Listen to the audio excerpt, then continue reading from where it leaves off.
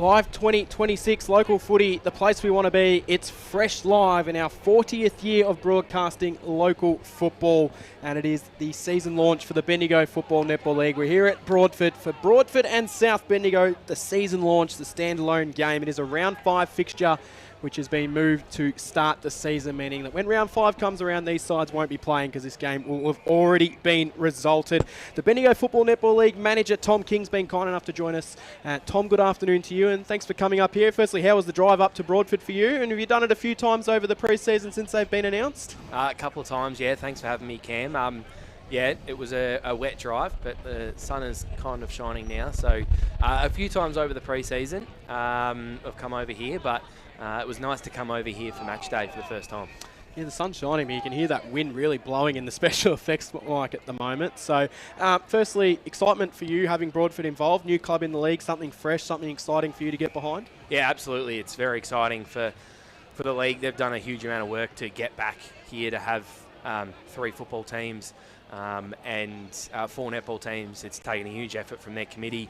I know you just spoke to Bonnie, their president. She's been the leader of that along with a few others. So, as a league, we're really proud of them. It's exciting to be here for their first day. And while the results probably aren't going the way they'd like, it's about more than that today. Like, it's about celebrating the work they've done to get back. The crowd's great. The community spirit is back here in Broadford, and who knows what they'll look like throughout the season. But it's 2026 and beyond for Broadford. So let's go right back to how it started. How did the initial conversations of Broadford coming in first evolve? Did you guys approach them? Did they approach you? And then obviously what kind of steps led into where we are now? Yeah, so it was. I think I was just coming into the manager role, so not completely across how the conversations initially started, but they obviously were in Outer East in 23 and then went into recess for 24. We accepted them in mid-24 for an ideal entry of 25. They remained in recess, but throughout 25, obviously they've kept recruiting and retaining players, and here we are today. We speak about the facilities in around the Bendigo Footy League, Tom. You look here today at Broadford, the deck looks a ripper, and Bonnie touched on the netball courts. They're in ripping nick as well. This is a really nice complex down here. It is. They're very lucky. Like, they come straight into the league, and they've got one of the best facilities in the comp already, which is great for them. The oval's pristine. I think once the works are done on the 2 other netball courts, they'll have 4 VNL standard netball courts, which is pretty remarkable, as well as a pavilion. And I have a feeling their club rooms are being earmarked for an upgrade as well. So things are tracking well over here on that front. Now, we speak about goal setting, whether you're a coach, whether you're a player or what have you, but from a board's point of view, the Bendigo board, it's a big win in itself that Broadford are here playing today, their first game in the Bendigo Footy League. You said that it's 2026 and beyond for Broadford. Are there any other goals that you want to see Bendigo hit this year, whether it be interleague representatives from here, or whether it's changing interleague grounds to play at to give people not just in Bendigo but outside of Bendigo a chance to watch our interleague side? Or are there any other goals that are being set from a Bendigo Footy League panel? I think from our point of view, the big things this year will be the introduction of 15 and under netball. Okay. That's really exciting for the league. Broadford and Gisborne won't field teams in that competition, but the Bendigo-based clubs plus Castlemaine will. That's a huge step for us in extending our junior pathway and creating that club atmosphere for longer. Interleague, like you touched on, is a huge opportunity for us, to get a 2-year agreement with the O&M. First year in Bendigo, second year over there is huge. Simon Rose has already got to work on what that squad looks like, and we'll try our best to put it up to what is probably the premier country league in the state. And then, from a Broadford point of view, just to have them back, have them part of our league, have their representatives at our club meetings, have them there on Mickelson night, have them there in finals. Just to have a presence over here is going to be really exciting for the comp. Now, we speak about the Bendigo Footy League as a whole right now. I know we've got Broadford and South Bendigo here today in Broadford. But just looking at teams on paper right now, this feels like it's going to be as close as any season that we've had in recent memory. You see teams like Castlemaine and South Bendigo have picked up well. Eaglehawk, the reigning premier, Strathfield, say, bouncing back with some new coaching additions there. this could be really tight this year with anyone being able to beat anyone on any given day. Yeah, the senior footy competition, I think, has been widely spoken about in the pre-season, has been very competitive, like you said. I think most teams have all teams have aspiration for finals, but realistically, I think more clubs than ever have the actual opportunity to make them, which is really exciting from us. The top end seems to have only gotten stronger, which is exciting. We always want to see our league as good as possible. So to have clubs like Eaglehawk and Strath and South and these clubs continue to recruit and get better is what we want from our league. I know, Tom, when I did my pre-season ladder predictions, I did it one time and, oh, no, I can't leave them out of the finals, and did it again, then left someone else and went, oh, no, I don't think I can leave them out. So I probably realistically think there's 7 teams that genuinely would be a very genuine chance of making the finals, and obviously 7 doesn't go into 5. So previous years, that 5th spot in the ladder of the finals has probably been aside. Well, we won't say they didn't deserve to get there, but they were obviously not on the level of the top 3, where this year I think that genuinely could be 1 down to 7, and it could come down to 1 or 2 games. So that's something that's very exciting for yourself and the league. But the good thing with those clubs is they've all recruited players in and not many have lost any out. So you must be really happy with the retention that the teams have been able to keep their players in the league. Yeah, I think it says a lot about the atmosphere that our clubs create. Like, we want our clubs to create an environment where players want to be a part of. And then that feeds into us creating a league that players and clubs want to be a part of. So we're very thankful for the work our clubs put in to recruit and retain players. And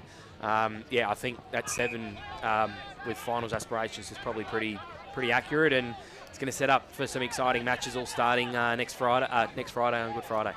We talk about the retention of players at clubs. It's particularly important for any country club to continue their retention with their under-18s and under-16s. And again, we look at senior lists from both Broadford and South Bendigo today, and they've got plenty on both sides of the ledger that have had juniors come through their under-18s, under-16 system. Something else that's very important to a successful footy club. Yeah, I think the one thing that I was really struck by when I was looking at Broadford's team list yesterday was how many one-pointers they had. I reckon it's a real testament to the club, and while it probably not going to mean a lot for 2026, it does mean a lot for that future player retention and allowing them.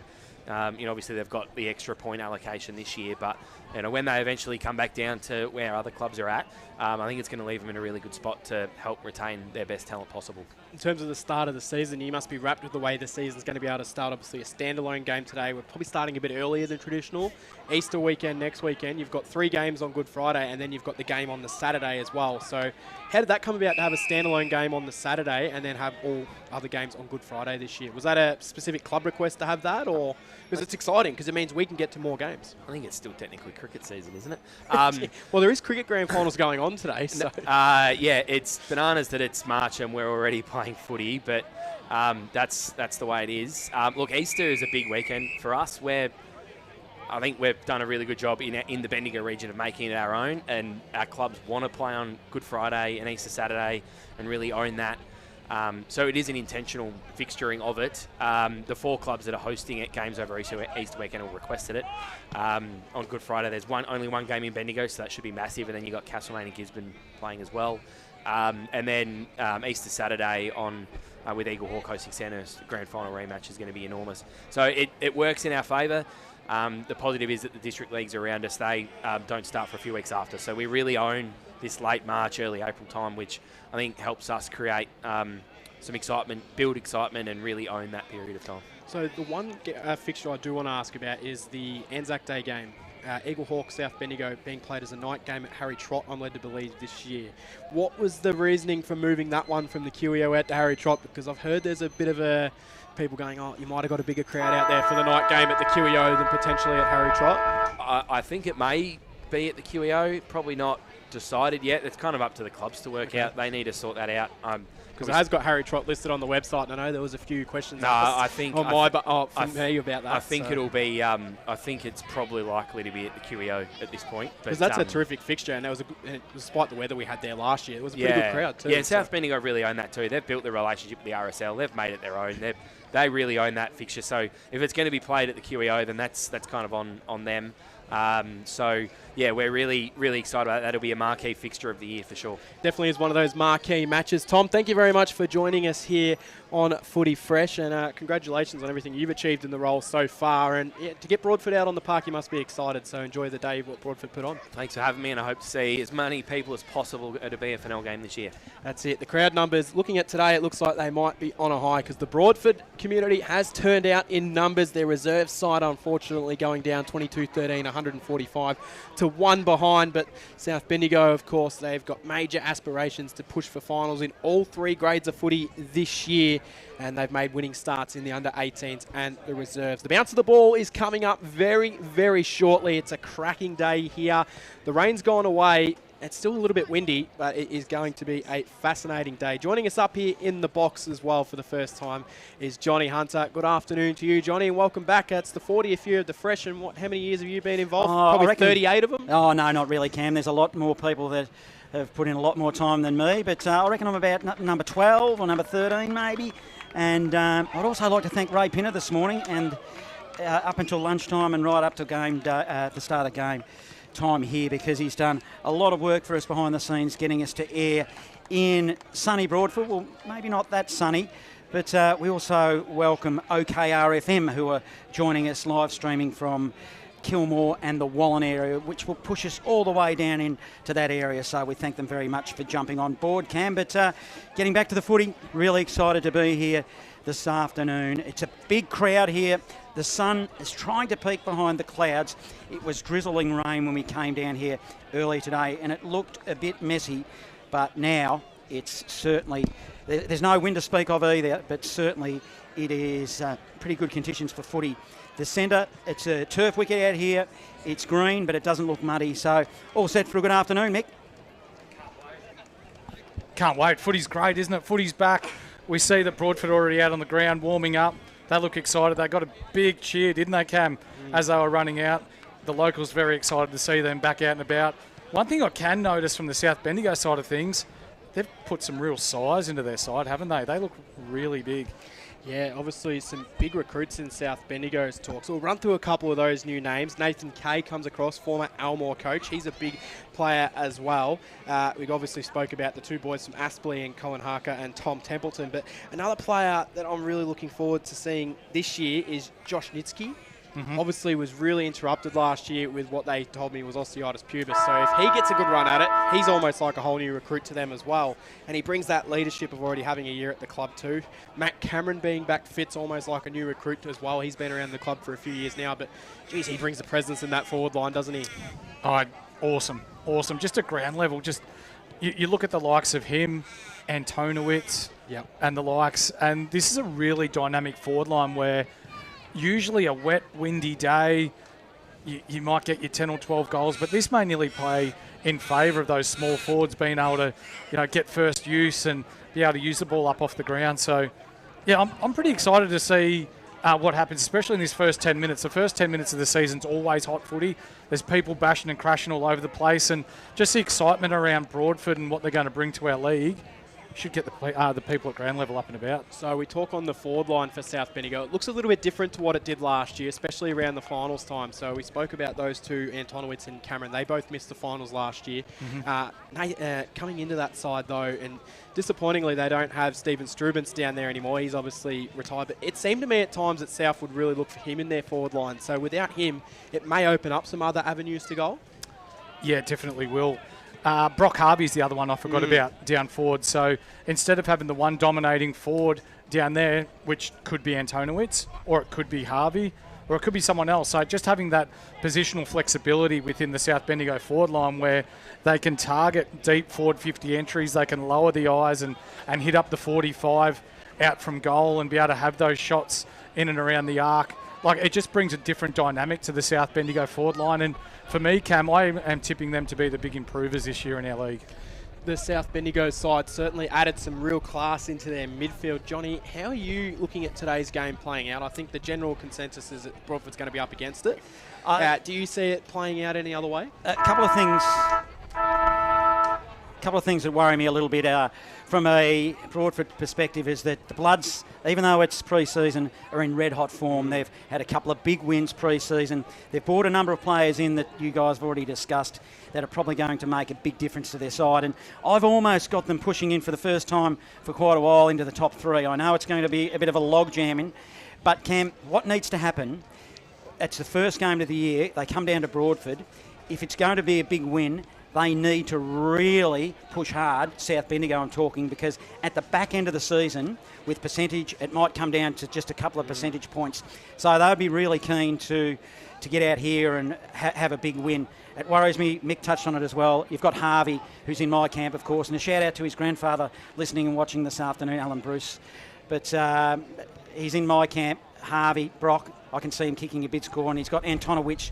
So it's up against it for Broadford, but let's not play the negatives. It's all about being here for the first time for a long time for Broadford, and I'm sure they'll be super competitive. So I want to ask you two, if you're the Broadford coaching panel, Nathan Thompson, which forward are you singling out to give Adam Miles, who they're suggesting is their best defender? Who's he going to? I'm sending him straight to Antonowitz. Yes.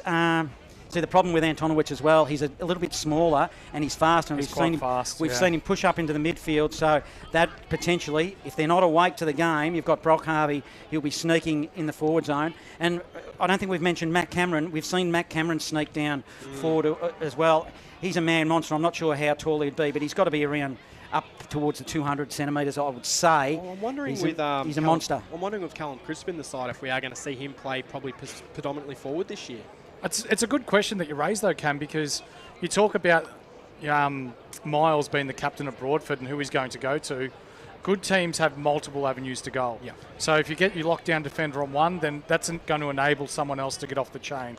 So it'll be important early for Broadford to identify where those hot zones are, who they're targeting early, and locking down on said defenders, attackers. But early on for me, I think Broadford have just got to take the game on. They've been training all pre-season for this moment. They will have researched their own attacking style of footy and just to stick to their guns and see how it goes early on. So with your coach's hat on, if you're Broadford coming in today, do you encourage them just to play a free attacking footy, not worry about the scoreboard? Or do you go the other way and try and potentially, if the game does start to get out of hand a little bit, do you try and plug up and keep the scoreboard a little bit more respectable, or do you play your brand of footy? Because it's the age-old question, which way do you go in those situations? Yeah, it may get to that today. It's a good question, Cam. To start off with, you're absolutely going head-on into the game. You're attacking it. When you're at trainings throughout the year, yes, you are training how to get back on defence, or if there's a run against you, you're putting people in certain positions within the ground, whether they're going to play a zone or whether they're going to play a man off. But for Broadford, I think it's pretty important that they just take this game head on to start. They play their attacking footy, it all starts in the middle, trying to get some forward 50 entries just nice and early, and not the shallow ones, because you look at the way that South Bendigo are set up with Miller across half back, and those shallow forward 50 turnovers can turn into some really quick transition goals for them. So deep forward 50 entries, attack on the ball, and it is wet at ground level still, so just creating a really good contest. Well, maybe the height of South Bendigo may be a disadvantage. Our match day sponsor, Picture Art Plus, Johnny, comes in today. Are you suggesting that you're going to go Brock Harvey for a sneaky chance of winning that? A $100 voucher to be handed out after the game to Picture Art Plus? Let's give it to him straight away there, Cameron. Now, I just watched the toss, and Zach Hare of the Bloods won the toss for the first time for season 2026. Now, I'm reliably told by some of the old locals here that he has won the toss and kicking to the bottom end, which is the netball end. So that's the bottom end if you're playing along at home. And to the right of us, to the right to the railway dial, is the Kilmore end. So that's where we're situated up here in the timekeeper's box. Yes, South Bendigo probably win this game pretty comfortably for me, I think, but I'm looking forward to seeing what Broadford do bring out, and hopefully they give it a red-hot clack, but it's the Bloods for me. Mick, who are you looking at? It'll be the Bloods for me as well. And knowing what Coates is like, having coached with him in the past, I think this will be an even team effort. There'll be some pretty heavy rotations early just to get the boys through their first proper game for the year. But yeah, the Bloods by 5 goals for me. So we're just about at the start of this big one, this season opener for season 2026 as Broadford come into the Bendigo Football Netball League. A standalone game, perfect conditions for footy. Both sides are coming together now. Local footy, the place we want to be, fresh live, and to bring you the ball up this afternoon for the first time for 2026, here's Cam Power. Yeah, a couple of the new recruits for South Bendigo going straight into the middle here in Harker. So it will be interesting to see how those two go. Tom Templeton also in there as well. It'll be Owen Sloan to go up in the ruck for Broadford. And for South Bendigo, it is promising to be a really good opportunity for them to get their season going. So we'll get the ball up in the middle of the ground. South Bendigo Broadford 2026 is underway. Miles is on Brock Harvey to start this game as well. There we go. So it'll be one straight out of the middle. The Bloods will try and attack it forward. It'll be picked up though by Hibbs Hall for Broadford, who's tackled straight away.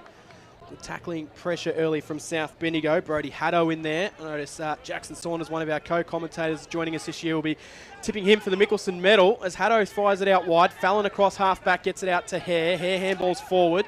Teammate stepping away, a little bit of trouble there is Tom Templeton, one of the new recruits. He's composed himself with a short pass, not 15, so he'll get it back from Harker. And then he's tackled strongly. Good tackle from Tate Thomas of Broadford. And he forces the first turnover, and it's the old lasso rule coming into Bendigo footy. So last disposal, out of bounds, free kick at Broadford right in front of us. Seb Morris, centre wing, broadcast side, goes short inboard. Just feeling their feet here, some of their roos, but they look confident at these early stages. A long kick down the line, broadcast side. At front and centre, did well for the Bloods was Geddes. Over the top, hands it to Miller. Miller will look to go inboard. He finds Haddo. Haddo now, they're just sharing it around, short pass forward, 30 metres to Fallon. Jack Fallon down the line, looks for Harvey and hits him on the chest. Left half forward, 10 metres in from the boundary line, and Brock Harvey.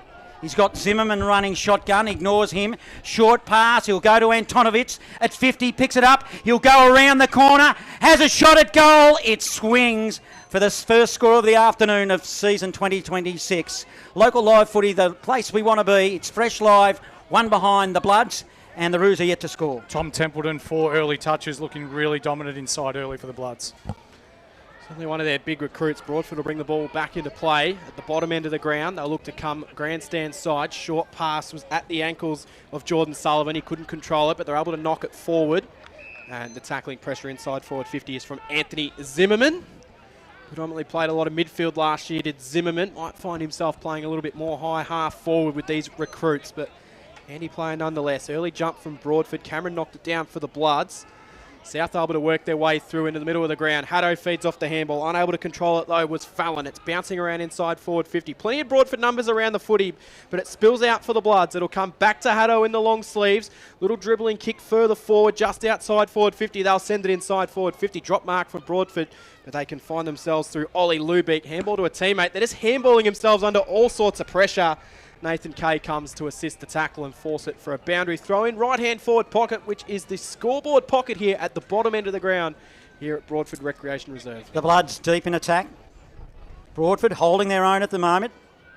Big Matt Cameron in the ruck. He's tall and he gets a tap towards Zimmerman. Couldn't get it. Trying to burst his way through the pack was Templeton. Goes on the left goalward. Minor score for the second minor score of the afternoon. 2 behinds and they are leading Broadford yet to score. Opening moments of this first term here down at Broadford. Interesting to see that South Bendigo are zoning back while the ball's in their forward 50. Kick in, drop mark there was from Stray, which forces the turnover. They'll go inside forward 50 through Isaiah Miller. Ball in, no mark taken, spills to ground level.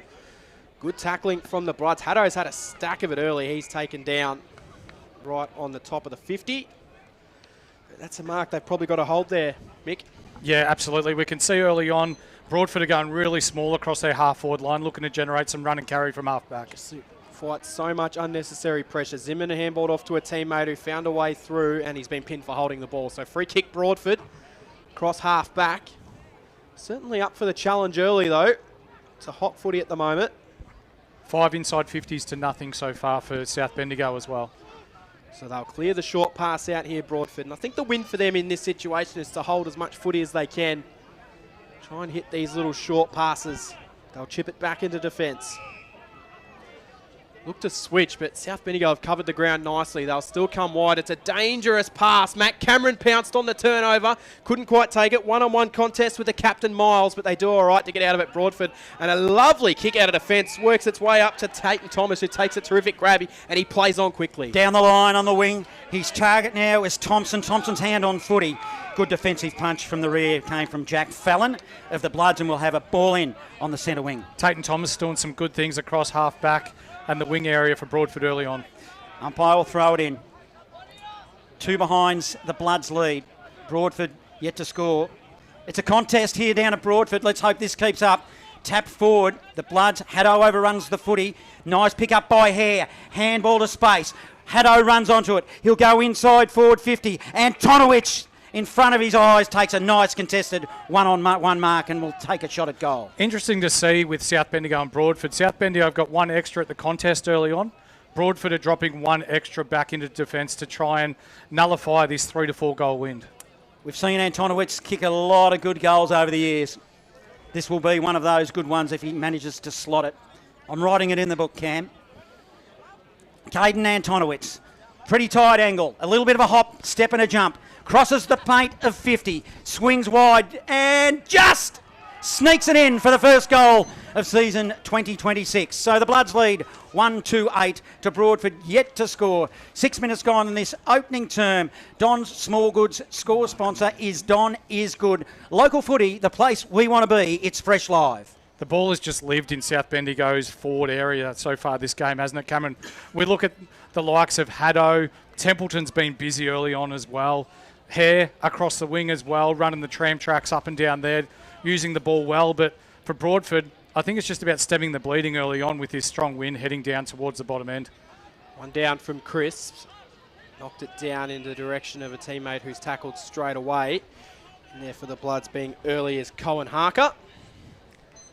Long sleeves for South Bendigo out there today. Crisp knocks it down. Harker will track after it again. He tries to accelerate away. Just gets a little dinky kick out wide.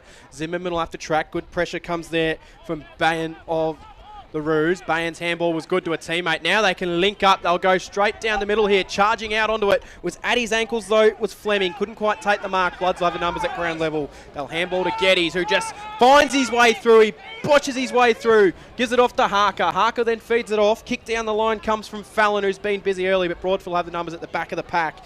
And it will be Adam Miles who can compose himself with a lovely ball out of defence. Finds its way to Nielsen. Quick handball play on from Broadford.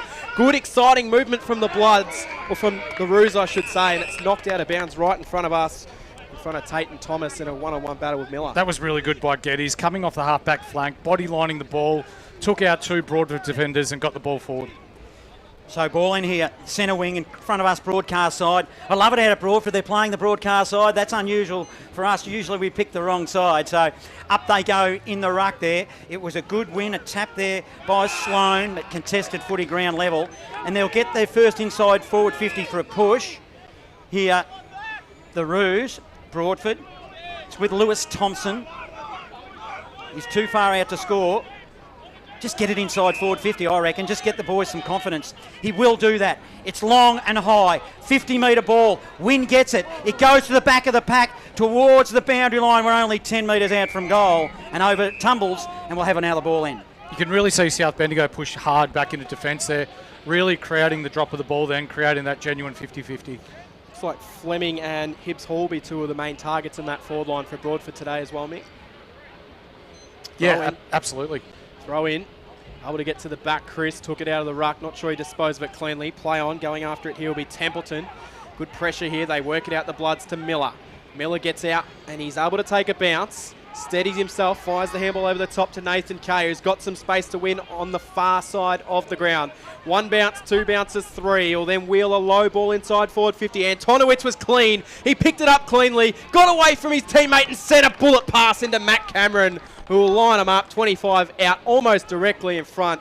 How about the pickup from Caden Antonowitz? So clean below his knees. That was unreal, wasn't it? And just that run and carry from Kay. And it initially started with Miller down back, just drawing the defenders forward and getting the one out the back.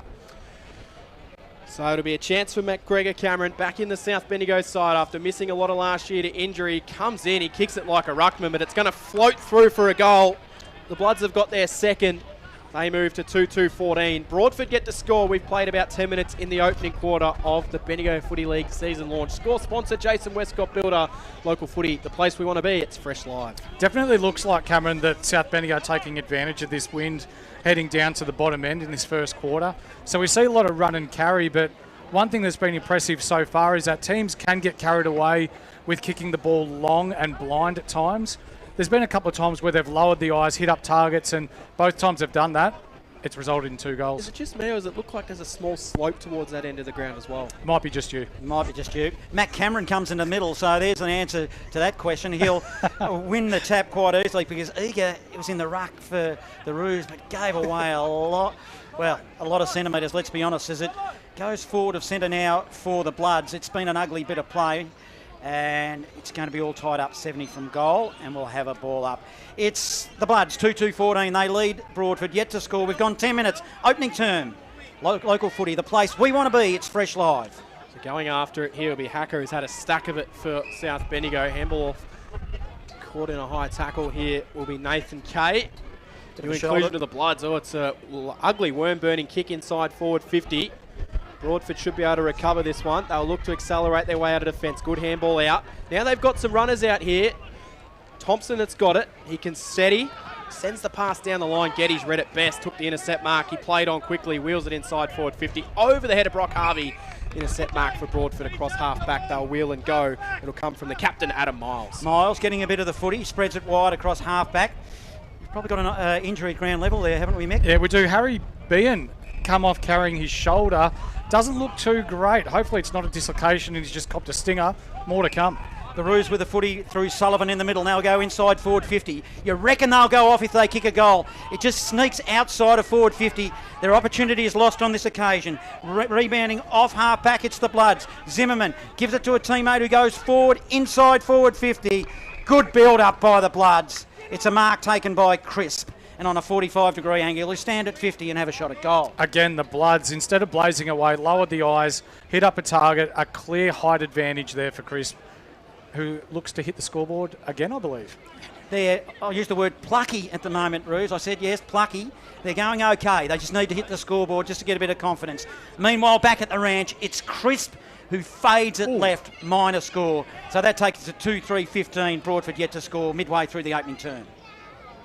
It's been very heavily dominated, hasn't it, by South Bendigo early on. They're run and carry from half back and just, again, lowering the eyes, heading into forward 50, looking for those spot-up targets. So real smart footy by South Bendigo early on. Miles comes back in. He wastes no time bringing the ball in. He'll clear the kick, but straight down to Matt Cameron, who marks. Broadcast side wing in front of the South Bendigo coach's box. Short pass was good. Inboard, found its way to a teammate. They'll wheel their way around through Josh Nitsky. He'll send it to the high spot, right to the top of the goal square, and I think it's Crisp that's plucked it at the top of the square. Fantastic grab. Terrific grab, Callum Crisp. Anyone that saw the game last night between Collingwood and Giants, it was exactly like Oscar Steen's first mark of the day. That was terrific in the goal square, and he'll kick this one, you would imagine, from here, Johnny. He is a ruckman, though. But he doesn't miss. So he's got his first. The Bloods have got their third. They move to 3-3-21. Broadford, who have been pretty good so far, though, yet to score. Local footy, the place we want to be. Fresh Live score sponsor. Don Smallgoods is good.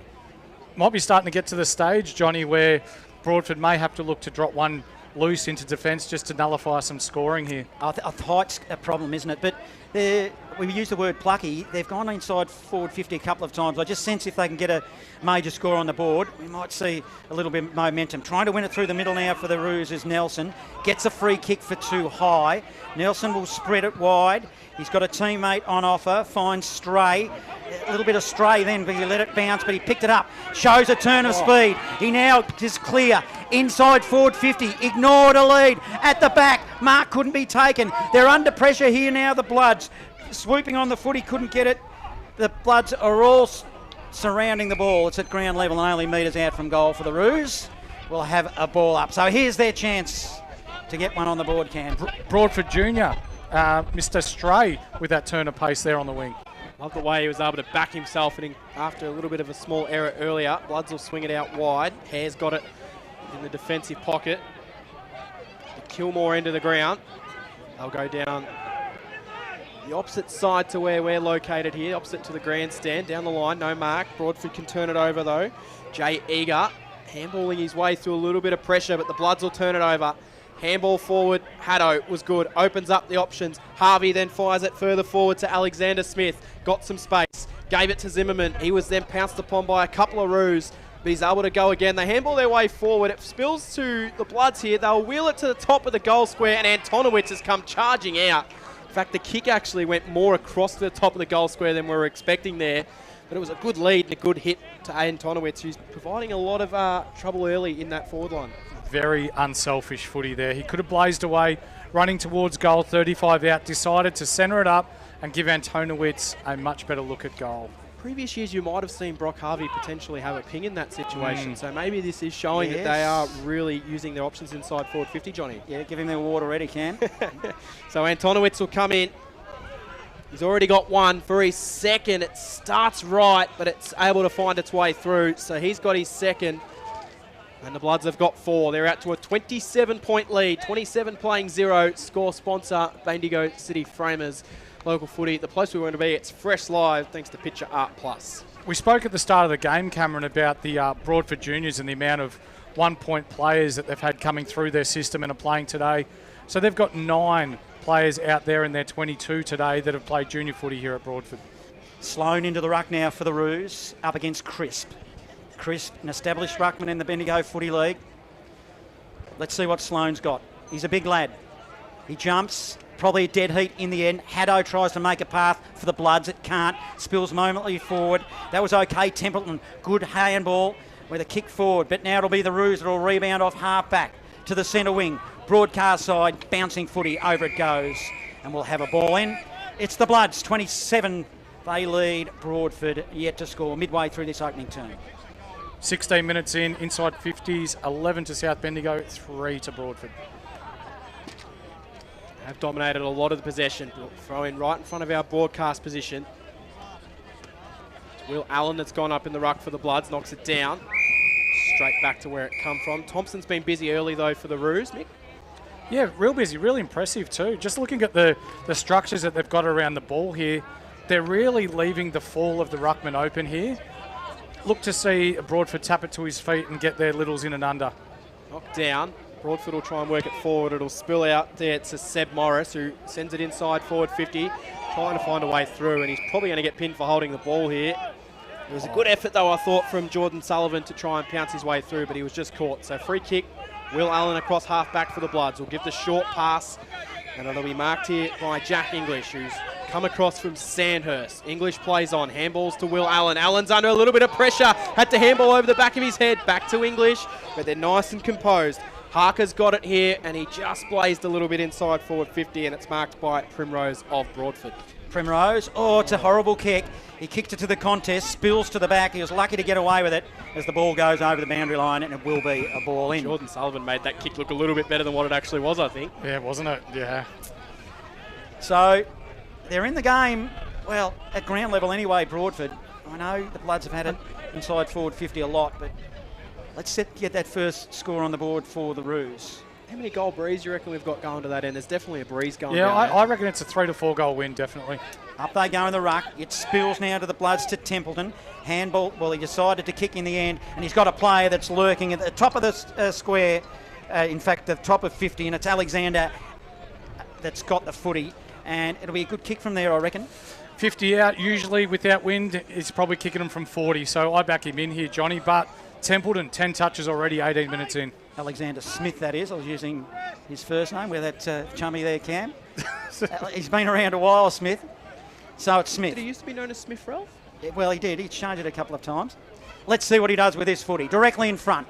Paint marker 50. Ball sprays. Or did he sneak it in? Let's wait and see what the goal umpire said. He liked it. He made him work. So that's their 5th of the afternoon. 5-3-33, the Bloods lead. Broadford yet to score. We're approaching the 20-minute mark. Opening term.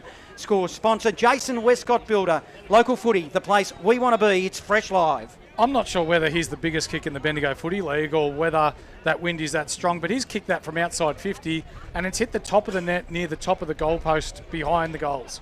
So a definite advantage to the bottom end of the ground here. Definitely is. Cheerio to our friends at OKRFM listening in the Kilmore and Wallen region. Of course, well known to the Broadford Football Netball Club there. They'll be broadcasting all their home games when we're not here this year. Broadford have gone inside forward 50. And it's just gone out of bounds in front of Reece Carman, but a chance for them to set up a forward 50. That was really good work there by Broadford, getting that centre clearance. Young lad slipped over, still got the ball up and generated a forward 50 entry. I think their midfield has been okay. Certainly haven't been battered in the midfield. Haddo goes back able to fire out the handball. Fallon, further handball forward, stepping away through is Isaiah Miller. Miller's handball was good, off to a teammate who only Turnbull in game 50 for the Bloods.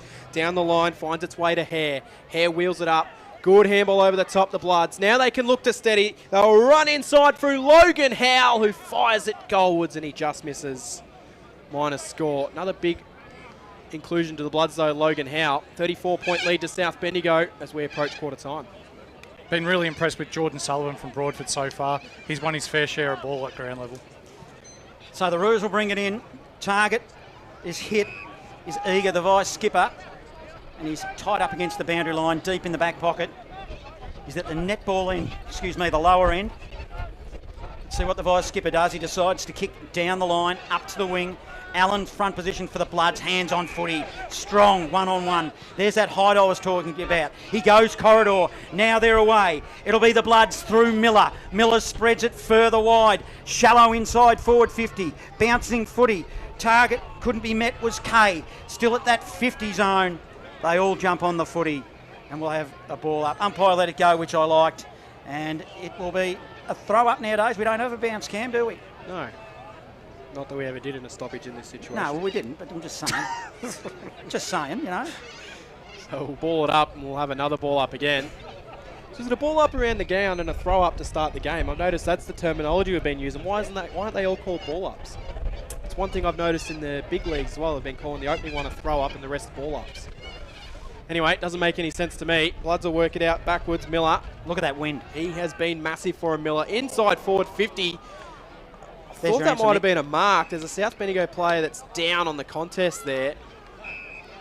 That was a ripping attack on the footy there by both Broadford and South Bendigo. Eyes for the ball. Jay Eager was the man there. I thought he almost did enough to claim the mark there. Ollie Turnbull got up a little bit sore. Knocked down. Back in the contest here. Sun's out, Cam. How's in there for South Bendigo as well. Their sun is out. Get out the banana boat. It was pouring rain when we came down here. It's turning into a terrific day for footy. Plenty of people around supporting the Broadford Netball Football Club as they return into Major League footy. Down the line, across the face of goal. Matt Cameron's kick will go out of bounds. Left-hand forward pocket. We'll throw it in. We can see that Broadford have, in fact, pushed an extra one back into defence there. I reckon the Bloods are the real deal this year, so Broadford shouldn't be that upset with the effort here. It's 34-point margin. I know they haven't hit the scoreboard, but they're going okay. They're having a crack. We're inside forward 50 for the Bloods. Footy bounces, ground level, spills to the 50-metre mark, whistle on play, free kick. It might go the way of the Roos, is it? It is. And the free kick is with Ryder Primrose, who seems to be getting his hands on the footy. He's been doing well so far. Spreads wide to Miles. Miles, short pass forward. It was a little awkward, but effective to Edwards. Edwards, 2 metres in from the boundary line. Half back, broadcast side, 50-metre ball. Holds up in the breeze. Comes to the front of the pack. Swooping on it there for the Bloods. Couldn't get it. They all dived in after the footy, and it will be a ball up. Right in front of us, broadcast side, 34-point margin. The Bloods lead Broadford, 23 minutes gone opening term. Definitely can't fault their attack on the footy and their physicality so far from the Roos. Zimmerman, he plucked it nicely. Wheels onto his right, inside forward 50. Bounces past everyone. Tracking back first there will be Howard for the Roos. He's caught in the tackle. Danger signs inside forward 50, but they're able to recover. Antonowitz will make the tackle. And well, I think the Roos will be happy to see that over the boundary line. CJ Brill, one of the captains of this side. And we'll get a throw in right-hand forward pocket. Deep in attack for the Bloods. Bottom end, front of the scoreboard, which reads 34, playing zip at the moment. It's the Bloods in control. Broadford, they're under siege here in the back line. Comes over the top to Fleming. Fleming now come forward over to the wing.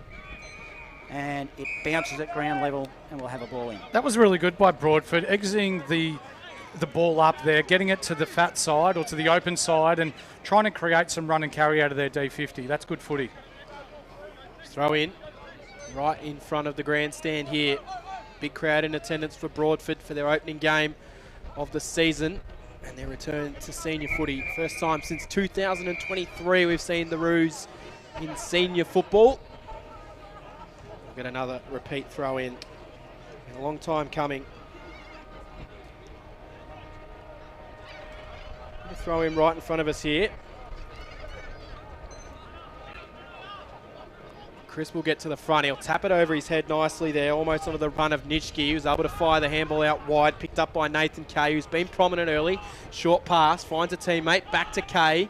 Might have to retreat, was able to wheel it back into the centre of the ground. Kick didn't quite carry to its teammate. Good attack on the footy there from Oliver Lubeck, but the Bloods will work it out wide. It'll be a flying shot from Smith and punch through for a behind is Jay Eager, playing almost the goalkeeper role there. 35-point lead to South Bendigo as we approach quarter time. Sometimes you've got to rob Peter to pay Paul, don't you? And in and around stoppages, South Bendigo have got that +1. Broadford have got that +1 in defence, but it's just enabling too much easy ball in and around stoppages at the moment. Miles kicks it in from fullback for the Roos. Oh, it's an awkward quick. It wasn't quite good enough. His target was Eager. Now the ball spills. We're 50 out from goal. Haddo on the end of a handball. He's got a player running in Fallon. Fallon short pass and he's hit up Brock Harvey. Hard up against the boundary line. Oh, front and centre. Good pass. And lurking free was Tom Templeton, pretty much directly in front for the Bloods, and will line up for the 6th of the afternoon. This will be reward for effort for Templeton. He has been at the bottom of almost every pack. Not much of a run-up here, though, Johnny. No, he's new to the comp this year. We haven't seen him before. Doesn't need it. Awkward left, but it's effective, and it goes straight through the middle. 6-5-41 now, the Bloods. Broadford yet to lead. Almost quarter time. Score sponsor Parsons Towing in Castlemaine. Local footy. The place we want to be. It's Fresh Live. You can see the boys getting right around Templeton there as well. His first goal for the South Bendigo Footy Club. Even the backs have run all the way up to the forward line to give him a bit of a pat on the head, pat on the back and say good work. Jeez, it was a real casual kicking approach though, wasn't it? He almost was leaning right back when he kicked it. 5 or 6 steps and kicked it 45, easy as you like. Almost on the back foot in a way, the way he kicked that. So, but it went through. I was just about to say Broadford probably wouldn't be too disappointed to be 30 points down, but if they get another one here, it might be a little bit of unjust to the way this game has gone. Inside forward 50 they go. Antonowitz will get it. He'll pick it up on his right. He'll snap it towards goal. If anyone can kick it from there, it's Antonowitz. It fell a little bit short, but they're able to step their way through to Haddo. They've got a goalkeeper on the line in Miles, who's able to feed out the handball. Toby Hope's got it. They wheel a short pass out. Finds Charles Nielsen. Not content to play it slow. Nielsen will play on. Find its way to Brill, who's in defence. He'll go back to where it came and they'll reset themselves, Broadford, as we approach quarter time. 5 centre clearances by Tom Templeton this first quarter. Long kick. Roos to half forward and Matt Cameron front and centre. He tapped it directly to Fallon. Fallon an up and under kick. It'll go deep inside forward 50. They've got a lot of players. Zimmerman's one of them. Sweeping handball to Harvey. Harvey is free on the right and Brock Harvey don't miss goals like that. Slots it through for another one. 7-5-47 to no score. 28 minutes gone. Opening score sponsor Don Smallgoods. Is good. Local footy, the place we want to be. It's Fresh Live. You can see South Bendigo really starting to get on top now. We spoke about Broadford dropping that one back into defence to sort of try and nullify South Bendigo's scoring potency when in fact it's actually gone the other way because they're winning so much ball in and around the wing and half forward areas. It's enabling those easy inside forward 50 entries. It's out to 47 points. They've kicked a couple of quick ones late in the quarter. Cameron wins it down. Haddo tackled straight away. It's probably one thing maybe Nathan Thompson might be suggesting is the tackling's just been, they haven't held enough tackles. Is that something that probably you would take out of it? Yeah, I think so. Coates's done a really good job during the pre-season in just drilling into the guys to get their hands free in tackles as well. So then if they are tackled, they can still get the ball out as we see Broadford going inside forward 50. That they do. The kick was a bit shallow. Turnbull was back there. Handball just missed Geddes. Chance for Seb Morris for the Roos. Will Allen gets it. He's able to dance one way than the other, and he just sends a kick out of the way, and it finds Nathan Kay. Kay quickly plays on the right. Short pass good. Finds its way to Turnbull. Turnbull handball to Fallon. Fallon on the left. He'll send it into a one-on-one contest where Caden Antonowitz does his best work. And he takes the mark. Small appeal for 50, not coming. But geez, you don't outmark him too many times in a one-on-one contest. He can do it all, can't he? He can take a grab above his head. He can get the ball off the ground and kick those quick goals as well. Very light on his feet, and any wonder why he's kicked so many goals. Fun fact too, Cameron, he needs 67 goals now to kick 1,000 goals for his career. Jeez, he pulled that from somewhere, didn't he? That's very impressive, Mick. I like it. Well, for his third goal today, which will mean he'll only have 66 to go, he comes in on the right. I've jinxed him. Pulls it to the left through for a minor score. So 7-6-48 playing no score. Is that across his whole career or just at South Bendigo? Whole career. They're well drilled, aren't they? The Bloods. You can tell a lot of them have played together for a long time, and it's coming to the top here at the moment. So Broadford under pressure. It's 48 playing 0. They're sharing it around in the back half and right up against the boundary line. Might be Thomas with the footy. Goes to half back. They'll share it around off half back and then a quick kick. The Roos inboard. It's dangerous. It was aggressive. Now it's all with the Bloods. They're sharing it around, series of handballs. Ended up with Fallon. Fallon inside forward 50. Spreads wide. Bouncing footy. Crisp was the target. Zimmerman, good tackling. Might get a free kick. And does. And based on some of the other kicks that we've seen, Mick, he might make the distance here. I think he might. Yeah, it's a definite. I reckon this win's getting stronger too, Johnny. I'm going to call it a 4 to 5 goal win. Zimmerman short pass and Templeton unchecked.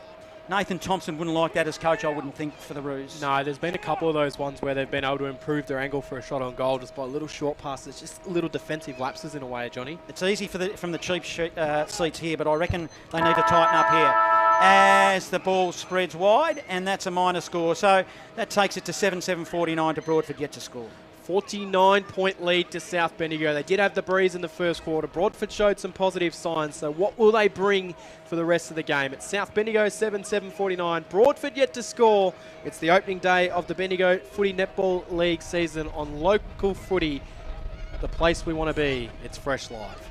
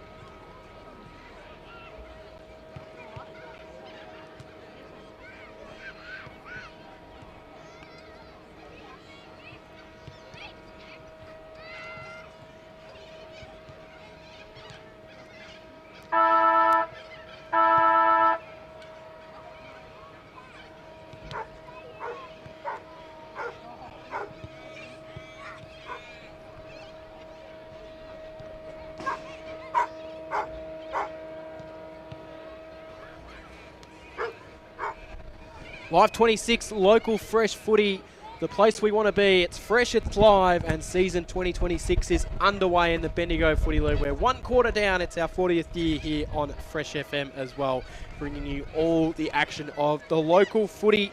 South Bendigo 49.77 to Broadford, no score. The goal kickers in this game, Brock Harvey, Tom Templeton, Alexander Smith, McGregor Cameron, Callum Crisp, and 2 to Caden Antonowitz. So 6 goal scorers for their 7 goals. Looking at some of the better players for South Bendigo today is John Hunter. Yeah, I thought Tom Templeton coming to the side this afternoon, and he's just fit like a hand into a glove, and he's been given too much latitude, I reckon. Jack Fallon, the co-coach, he's been really busy, and all the similar names, because it's been in the forward zone for a lot of this opening term. I thought Antonowitz provided a target. Brock Harvey really backed him up well, and he looked dangerous when he was running in the forward zone. And then, of course, you've got through the middle, you've got the 2 big ruckmen in Crisp and Mac Cameron. So, you know, you could probably pick 6 or 7 players for the Bloods that are all doing similar type scenario, I'd reckon. I agree. For Broadford, they may not have hit the scoreboard, but there's definitely a few that are having a crack, and it's been led by their captain, Adam Miles. He's been repelling attack after attack after attack down there. You can see why they've named him as captain of the footy club just on his performance so far alone. But you look at some of the juniors that have come through the program. Ryder Primrose been quite good down there. Tayton Thomas too, a couple of nice runs from half back and using the ball forward of centre. He's been really good too. But for this second quarter, it's going to be important for Broadford to lower the eyes and not just bomb long and think that the wind's going to do it for them. So as long as they keep their structures forward of centre as per Coach Thompson's directions, I think they can grab a few goals on the board and make this competitive. And the big difference today has been the inside 50s, 22-6 so far, South Bendigo's way. Intercept marks, interesting to see that Broadford have taken 3 while South Bendigo have only taken 2. The intercept turnovers have all been at ground level as the ball comes to ground a lot. There's been 19 ball ups in the first quarter and 10 throw-ins, but the big difference was how many times South Bendigo were able to turn the ball over and get it into their forward 50. For anyone that is watching the coverage at the moment, get a look at the amount of people around Coach Thompson and the Broadford Senior Footy Club. This is almost like a grand final type thing, Cam, where you've got probably 150 people, players, spectators alone, just out there listening and engaging in what's going on within the Broadford Footy Club right now. It does give that real sense of a real community spirit behind their team. And despite the scoreboard there, I really think there was a lot of positive signs from him in that quarter. Yeah, there was. Again, they just need to lower the eyes this quarter and not think that the wind's just going to do it for them. So while, you know, Seb Morris has been good through the midfield, Sloan, the ruckman, he's been probably 50-50 up against the South Bendigo ruckman. If they can get some good centre clearances and get the ball forward to centre, there's no reason why they can't kick 3 or 4 goals in this quarter and make a game of this. Looking forward to seeing what they can do. If you're Broadford, what do you reckon the message from Nathan Thompson is at the moment? To stay competitive, not to drop your heads. It's their first quarter in their first game back in a Premier League of football. So some of these players wouldn't have played at this level before, and the pace, the intensity might be a little bit of a shock to them. So just to keep their heads about them and to stick to the processes, because when it clicks, it will be exciting for them. You can see a couple of their kids that are happy to run and carry and take on the game, but it's probably just in that first quarter, just a little bit off the pace. Hopefully that changes this quarter where they do have the wind and it does assist them a little bit. I do like the fact that they've been prepared to back themselves a little bit. I highlighted Brody Stray for an effort right in front of us here. That's right. He dropped the mark, but he was able to recover, and he went hard, and he backed himself, and he was able to win his way through the contest. So little things like that are something that are really positive signs for Broadford, Mick. Interesting to see Eager straight back into the ruck for Broadford as well, alongside Carlin as well, and Louis Thompson and Seb Morris. So Seb Morris was probably one of my better players for Broadford in that first quarter. He was getting in and under. They were just getting beaten comprehensively on the outside. So be interesting to see how this second quarter goes for the Roos. Second quarter from Broadford, season 2026. Here's John Hunter. Crisp in the ruck against Eager. Crisp would have won it. They're going to push forward early in this second term now.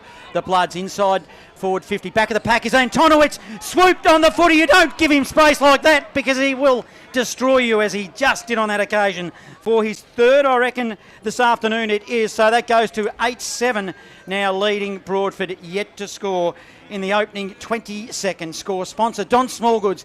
Don is good. Local footy, the place we want to be. It's Fresh Live. What a learning experience for young Tynan Howard of Broadford, playing on an elite player in Caden Antonowitz. So as long as he keeps his head about him, it won't matter whether Antonowitz kicks 8, 10 or whatever. He will learn a lot today. So back in the middle. Bloods will get another clearance straight out of the middle. Tom Templeton sends it inside forward 50. Miles takes off, collects the footy. Able to feed the handball out to Brill. Brill then clears it wide. They go down the far side wing. No mark taken. Ball spills to ground level. Thompson lurking around for the Roos. Unable to get it. We'll have a ball up. Good crowd in attendance. Weather's holding off for the moment. It was raining on the way out here, but it's been pretty good since we've arrived here. Free kick for either a hold or a dangerous kind of tackle there. Of course, we're up in the box, Cam, but it almost appears as though Nathan Thompson, the coach of Broadford, has asked for more accountability from his players. At that last centre clearance, everyone was one-on-one. Everyone had a man. Kick down the line, intercept mark Will Allen, who's had it taken off him. He has to give it off to a teammate. They'll come out wide into the hands of Ollie Turnbull. It was Miller who kicked it and then eventually ends up now with Geddes. Geddes to half forward for the Bloods. They're kicking to, well, it's not the scoring end you would think, but they're going to have another shot at goal because a mark's been taken by Haddo, who stood his ground and pretty much directly in front. 35 metres will line them up. It's a very clear game plan by South Bendigo, isn't it, Johnny? They get the ball and they just go. They look to move. They look to create that run and carry, draw a defender in, link up with the man, the spare man, and then get the ball in those dangerous forward 50 areas. Not just at the 50, but well inside the 50. Haddo drills a goal. And boy, oh boy, are they potent down there. 9-7-61 now. They lead Broadford, yet to score. Just over 2 minutes have ticked over in this second term. Score sponsor, Parsons Towing. Local footy, the place we want to be. It's Fresh Live. If I were Broadford right now, I still wouldn't hang my head. This isn't too bad. They're still winning their fair share of 50-50 ball. South Bendigo are using the ball at an elite level, given the conditions that we've got today. They are. I'm also fascinated by the scoreboard down here. It's got a nice little cartoon character that comes up and signals a goal on the scoreboard, so that's always fancy to see in country footy. Didn't notice that. Have a look at it next time you see a goal. Hayden over there is doing that, the bloke on the computer. Yeah, it looks pretty cool. Knocked down here. You can see that some of those small things do amuse me a little bit out here, Johnny. Good crowd in attendance, as mentioned. We've got a ball up in the middle. Looks a bit choppy through the middle of the ground there, but the oval is otherwise in pristine condition here. Knockdown, Chris tried to go with the second knockdown. Free kick is going to be going the way of Broadford. It's a hold off the ball, which will go to Seb Morris. He's been good so far. Been very good. One won't name around Bendigo footy is the Morris name. Of course, brother to Sanders, Ollie Morris. Inside forward 50. Flying shot, first attempt here from Toby Hope. It's going to bounce right to the line through for a minor score.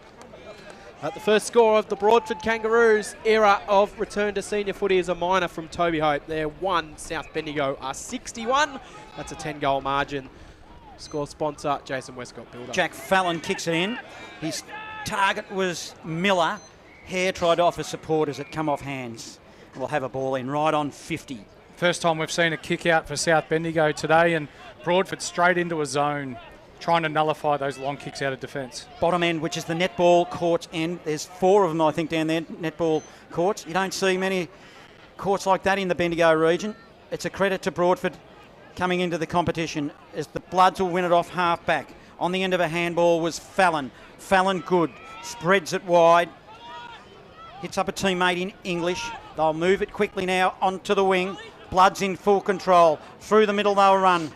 Good strong tackling. Miller, he got collared. Ball spilled free. Now it just spills out to the outer side. Have they got a chance here, Broadford? They have. Emerging with a footy. It's a long ball. Might be Brill with a footy, but it was a poor kick and it was intercepted on the outer side, and the Bloods take control through Fallon. They do. They'll chip their way down the line before they hit the next kick into the middle, which will find its way to Templeton. takes the mark, wheels around onto his right. He's got a couple of options to pick from. One of those options will be Harvey, 60 out from goal. He'll centre it up, and standing on his own, 45 out directly in front, is Alexander Smith. And you mentioned before the last set shot at goal he had from a very similar position went through post height and hit the back netting down that other end. So this will give you a good indication of what the Breeze is really doing if he's able to do the same, Mick. Absolutely, no surprises there with South Bendigo, just pinpoint passing, finding players in better positions and lace out as well. A credit to the coaching staff to get the skills up to where they are already. I like the way that they're able to handball their way and then pull off that kick into the middle when they need to as well. They're really waiting for that to open up. So Smith comes in. Distance, no worries, and he actually got it over the back fence as well, so it carried all the way through, but through for a minor score. That makes it a 61-point margin here at the Broadford Reserve. South Bendigo playing a full ground zone here, all 18 players in a position, not actually guarding an opponent here. Miles kicked it out from fullback to Lubick. He goes short again to Tate and Thomas on defensive 50. A couple of metres in from the boundary line broadcast side. Short pass forward 20 metres. Hits a target in Street Glasson. Street Glasson still on the paint mark of the boundary line. Comes in board a little. Then an up and under kick. It'll go 60. I'm not sure it's a good position to kick it in. It's not. Will Allen intercepts and he'll go backwards in order to go forward for the Bloods to Fallon. So Fallon's able to switch the kick out wide. Mark will be taken here. They can then come in board the Bloods. Into the hands of Templeton. He's had a stack of it. He wheels out onto the right. Tries to put the kick out in the direction of a teammate there in English. English has time to steady, pick up, collect, just over kick the pass to Brock Harvey. Hard up against the boundary line. The Roos will see it over. You mentioned before the setup that they were playing South Bendigo, Mick, but geez, the way that they're able to, it's almost like they're sitting up in lines and they're just rolling across at every contest back and forwards. It must be really intimidating to try and find a way out of as a defender. It's a very impressive zone from our viewpoint up here. When you've got 18 players within 100 metres, it's just very hard to pinpoint a player in that. Emerging from the pack from that throw was Kay. Handballs to a teammate for the Bloods and they'll go forward. And it's a mark. It might be Antonowitz. Of course it is. Hard up against the boundary line. 25 metres out. He's looking to go around the corner. He's having a sneaky look. The Roos they weren't aware of it. And they're going to get away with it now because he's going to steady. And he's probably going to have to pay admission to get back in. He's that close to the fence there, Mick. Yeah, 100%. This is going to be a really tough kick because you've got the win, 3, 4, 5 goal win heading down to the bottom end of the ground, so it'll be blowing away from the goals. Yeah, it will be. It'll be a contender for goal of the year if he kicks this. Kilmore, end of the ground. Darkening skies here. Antonowitz, what a superstar. It's not a goal. Comes off hands. In fact, might not even have scored. It doesn't. Hard up against the point post. Broadcast side will have a ball in. Elliot, right-hand forward pocket at the Kilmore end of the ground. Boundary umpire throws it in. Cameron knocks it down. And just fending his way through, steadying and snapping around the body, Josh Nitsky. Welcome back. Terrific goal. Really strong in the contest. And he slams through the goal. A 67-point lead now to South Bendigo. 10-8 to 1 behind. Score sponsor, Bendigo City Framers. Local footy, the place we want to be. It's Fresh Live. Definitely a set play there, Cameron. The ruckman tapping the ball over the back, the quick hands, and then the nice left foot snap for goal. Back in the middle. It's ominous now, isn't it? It's out to a 10-goal margin. Well, in fact, 11 if you count the behinds that have been kicked. Let's see if we can get Broadford on the scoreboard in a goal sense. Into the middle doing the ruck work is Sloan for the Roos. He's a big man, but Matt Cameron's probably even bigger. Probably just marginally won the tap. Ball spills. Zimmerman gets one to, in fact, it does Templeton at ground level. They attack the footy at the same vigour, those two players. In fact, it wasn't neither of them, it was Kay. So that's how good the Bloods are at ground level and also the tall players they've got. Now they'll come forward. Zimmerman with fast hands. On the end of his chain of handballs is Kay. Inside forward 50. Smith is good. Gives it over to Harvey. Brock Harvey. Get out the cones. It was a training drill. Puts through the 11th. 11th, 8.74 to Broadford yet to score. We've gone 10 minutes. Second term. Score sponsor Jason Westcott Builder. Local footy, the place we want to be. It's Fresh Live. Johnny, what I'm noticing is the real effort and hunger around the contest from Broadford that they brought in the first 10 minutes. It's probably just started to die off a little bit here. So South Bendigo are starting to get right on top in this game now. Yeah, geez, I love what the Bloods are doing. They've brought some good talent in. They get Matt Cameron back in the middle, and he's just about to do it again, Cam. Yeah, they're really getting on top in the midfield now. And it's led from that man Cameron, who's going to get the clearance, and he handballs out to Zimmerman in space, gives it off to Haddo. He'll wheel it inside forward 50. Antonowitz again got a little shove. Umpire said it was all fair and legal. And it will go out of bounds for a boundary throw in. Tynan Howard's the man playing on Antonowitz at the moment.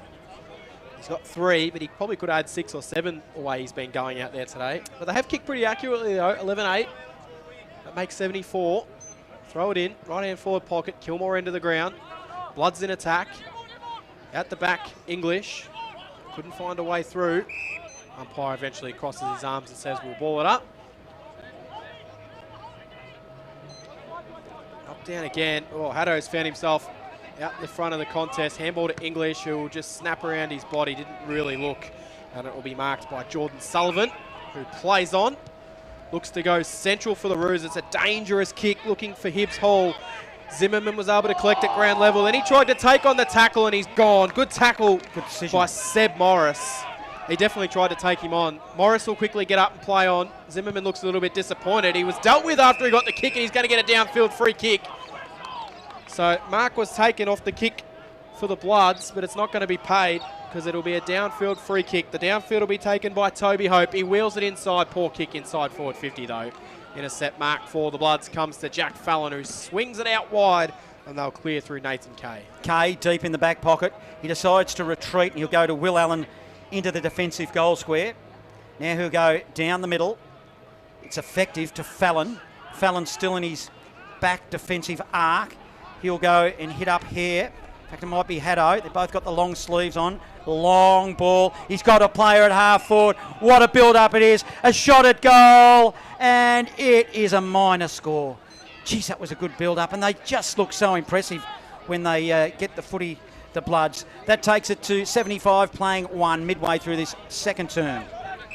I'll have a jumper change out there for the Bloods. I don't think I've got a 22, Johnny.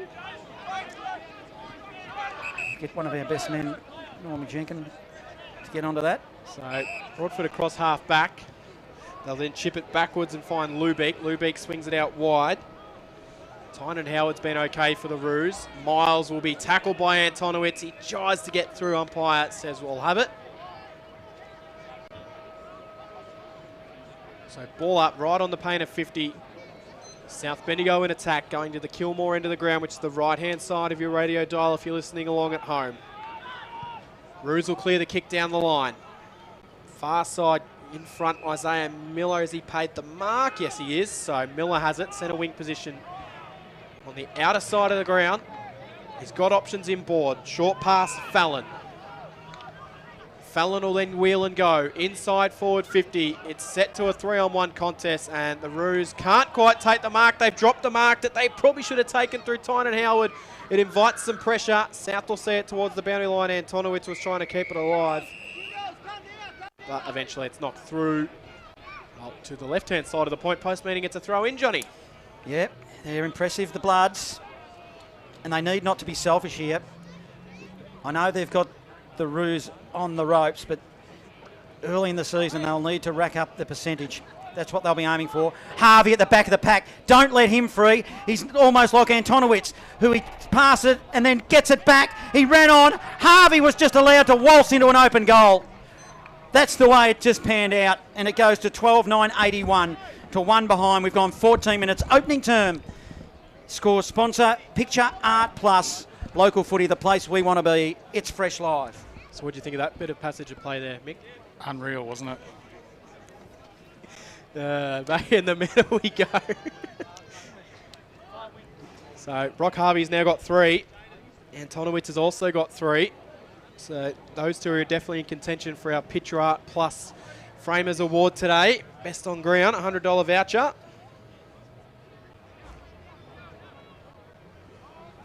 So we'll go back in the middle. Matt Cameron, who's having good presence in the ruck, playing a lot more in the ruck today than what I was anticipating coming into this game, but it's a good problem for South Bendigo to have with him and Crisp jostling it out for that number 1 ruck roll. Bloods inside forward 50. Clever pick up by Harvey. He scooped it in on his left. He wheels around and hits a diving Ken Antonowitz, who marks 45 out slightly to the right of goal. and he'll just pass it off to a Poor teammate checking. who was minding his own business. And, well, Antonowitz could have easily gone back and slotted his 4 from there, but he's done the unselfish thing, and it's just poor marking inside defensive 50 from Broadford, which has been a little bit of a sign. It is Nathan Kay, yes. You look at that centre stoppage there, Cam, and like it was almost like men mountain against kids. And Coach Thompson, it almost looks like he's given his kids an opportunity in and under to try and win some ball and just trying something different to get some ball forward to centre. So Kay comes in, former coach of Almore. He comes in and he puts it out to the left for a minor score. Getting back to the back line. 81-point lead to South Bendigo. The one stat that if I was a coach that would be a real frustrator to me is uncontested marks inside forward 50, and I feel like South have had a lot of them. Miles plays on from fullback. He'll bring it in now for the Roos. Short pass to Morris. Morris on defensive 50. Broadcast side for the Roos. Morris, 40-metre kick forward. Oh, it's ineffective. Spills to the back of the pack. They've just got numbers through Allen. The Bloods. Short pass awkward into the middle. It was with Templeton. Allen receives a handball for the Bloods, so they swing to the opposite side of the ground. Hare lets the footy bounce for the Bloods. Picks it up on true centre wing. In it'll go inside forward 50. Target is crisp. Good defensive punch from behind, but they're everywhere, the Bloods. Templeton, handball now to Haddo. In fact, it's Hare. It wasn't Hare, in fact it was Cam. I got it right the first time. They both got the long sleeves on, and we've got a whistle on play, and the free kick will go to the Roos. Yes, was it the rabbit? Was it the hare? It was the hare in that situation, Johnny. Yes. As the Roos will get the free kick, it'll come out from Fleming. Sends it wide. They're going to have to go backwards here. Not a lot of options forward of the ball. Adam Miles is back there. I like this. Oh, dangerous kick though, but it might work out, but he just didn't quite control the mark there. Might have been Brody Stray in front of us, so we'll be disappointed not to hold that one. Thompson goes through. His kick was smothered. Reece Carman puts his head over the footy and burrows his way through, as does a teammate there who thought he might have been collected. Oh, I thought he was too. That was Seb Morris. And he touched on pre-game that he was going to put his head over the footy and go in hard, and he's done that a few times today, Mick. I really like the way that Broadford tried to switch the play then and change things up. South Bendigo was stacking men behind the ball, and for Broadford to go forward of centre, they need to start switching the ball. 50 from goal now for the Bloods. Emerging from the footy with Kay. Kay's been getting into everything. He gets the old 1-2 back, but stepped over the boundary line when he received a handball back from Allen.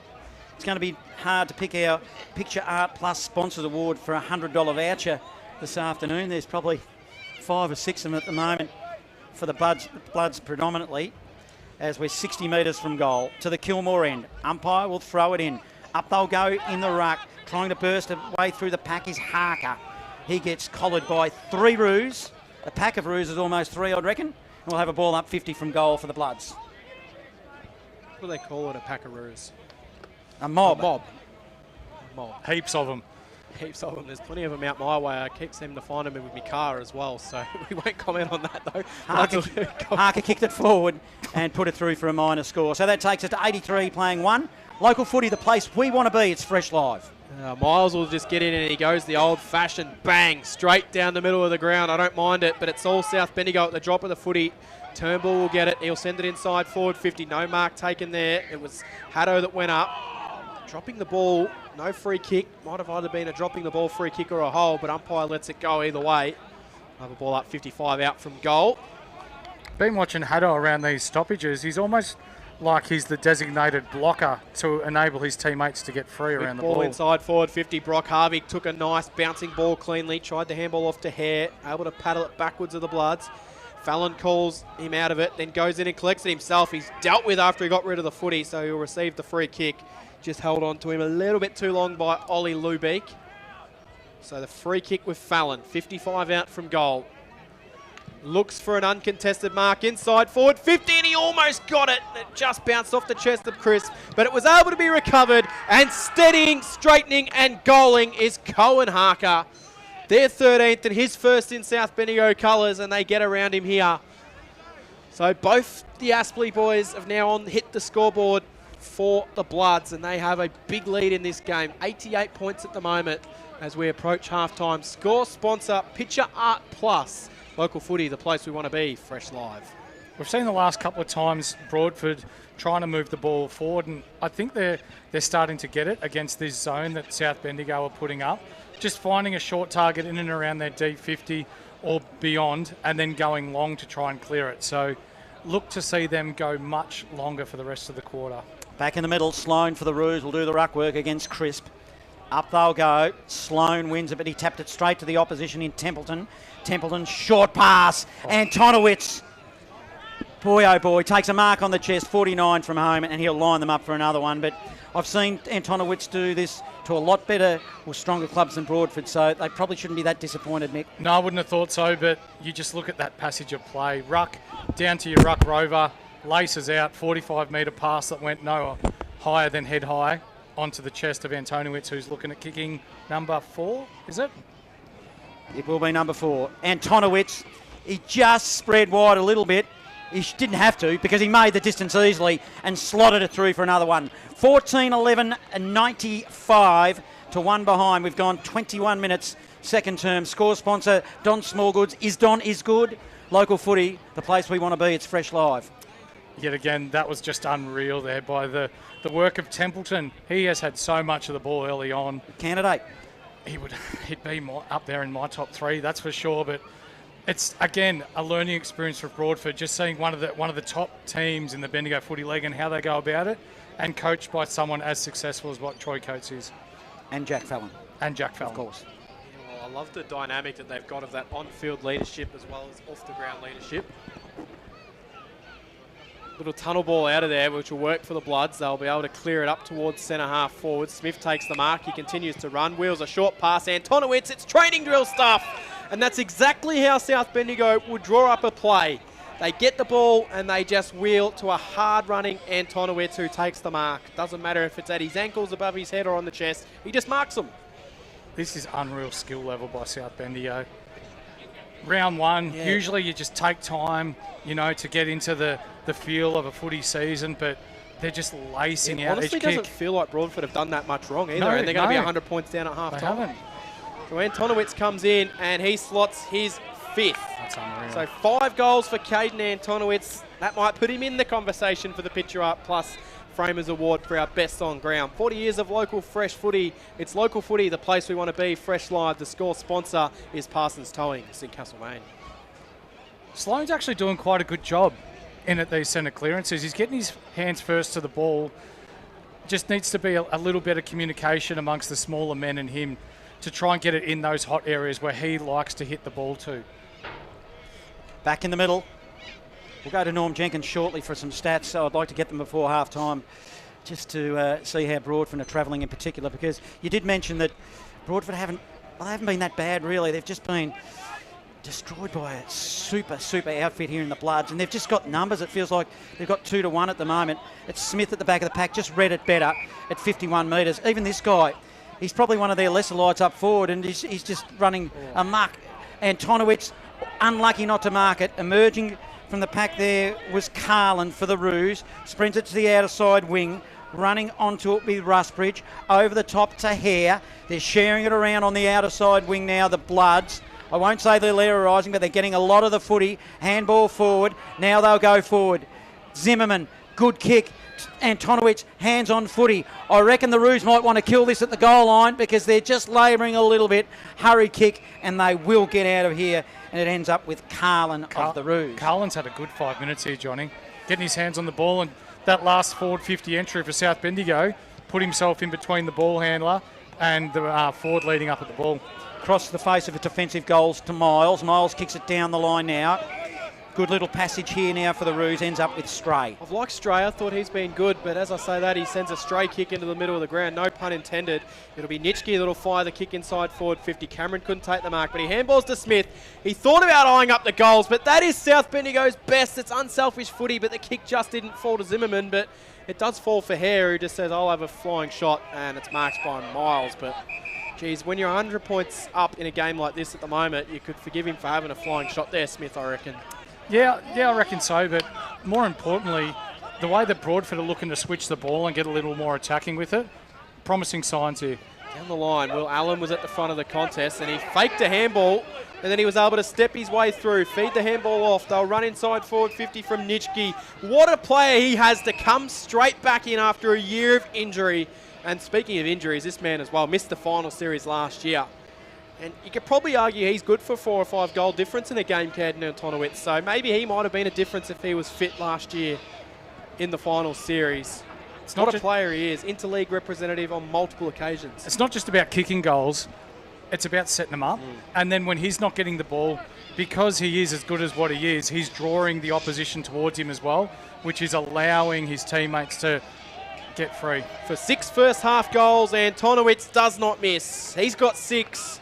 The Bloods have got 16 and they now lead 107-1 behind. The score sponsor, Don Smallgoods, is Don is good.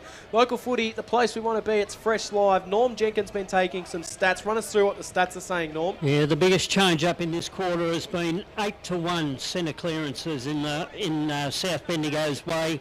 They've also had 19 inside 50s compared with 4. And it's been 9 goals to nothing this quarter. That's been the big difference. Probably summarise what I thought. They weren't as dominant in the middle as what they were in this quarter, and that's backed up what I've thought. Back into the middle. That's better. Free kick now, Broadford. They've got a couple of minutes with the win. Can they get one on the board? Should that not be 50 since he didn't give the ball back to him? He just put it on the ground like that? You think so? Is that not 50? Sullivan now plays on for the Roos. Runs his measure. Sends it long. It'll be deep inside forward 50. But you don't kick it to Matt Cameron, who's about 6 foot 100, and he just takes them and the rest for the Bloods.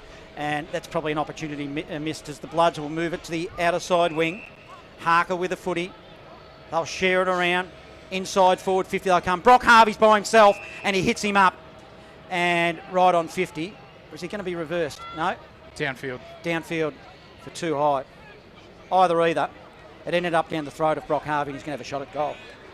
I know it was a downfield free kick, but you don't mind that from Broadford, chasing and wanting to tackle.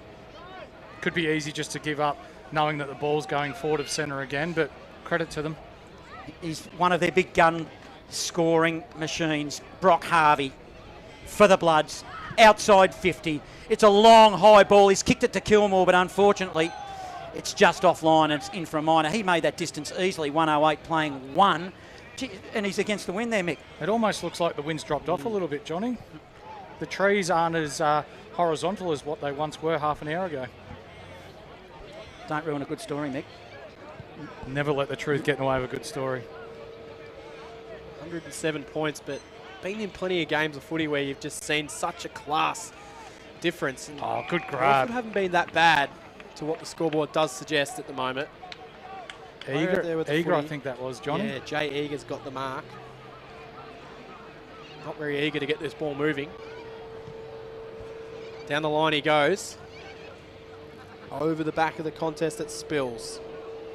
Flying through there was Turnbull in game 50. Got a 1-2 from Cameron. Then he gave it off to the runner. They'll fire it down. Brock Harvey again in space. How he's found so much space today, I don't know. Antonowitz comes charging out, but he goes even longer as Brock Harvey. Just missed its intended target, but it bounces for Zimmerman.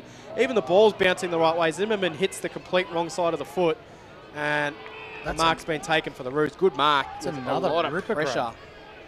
He's a little bit sore getting up as well here. Riley Edwards. Yeah, I think it might be Riley Edwards. Is able to handball off quickly. They'll wheel it down central. Option was there. Kick had a little bit too much on it. So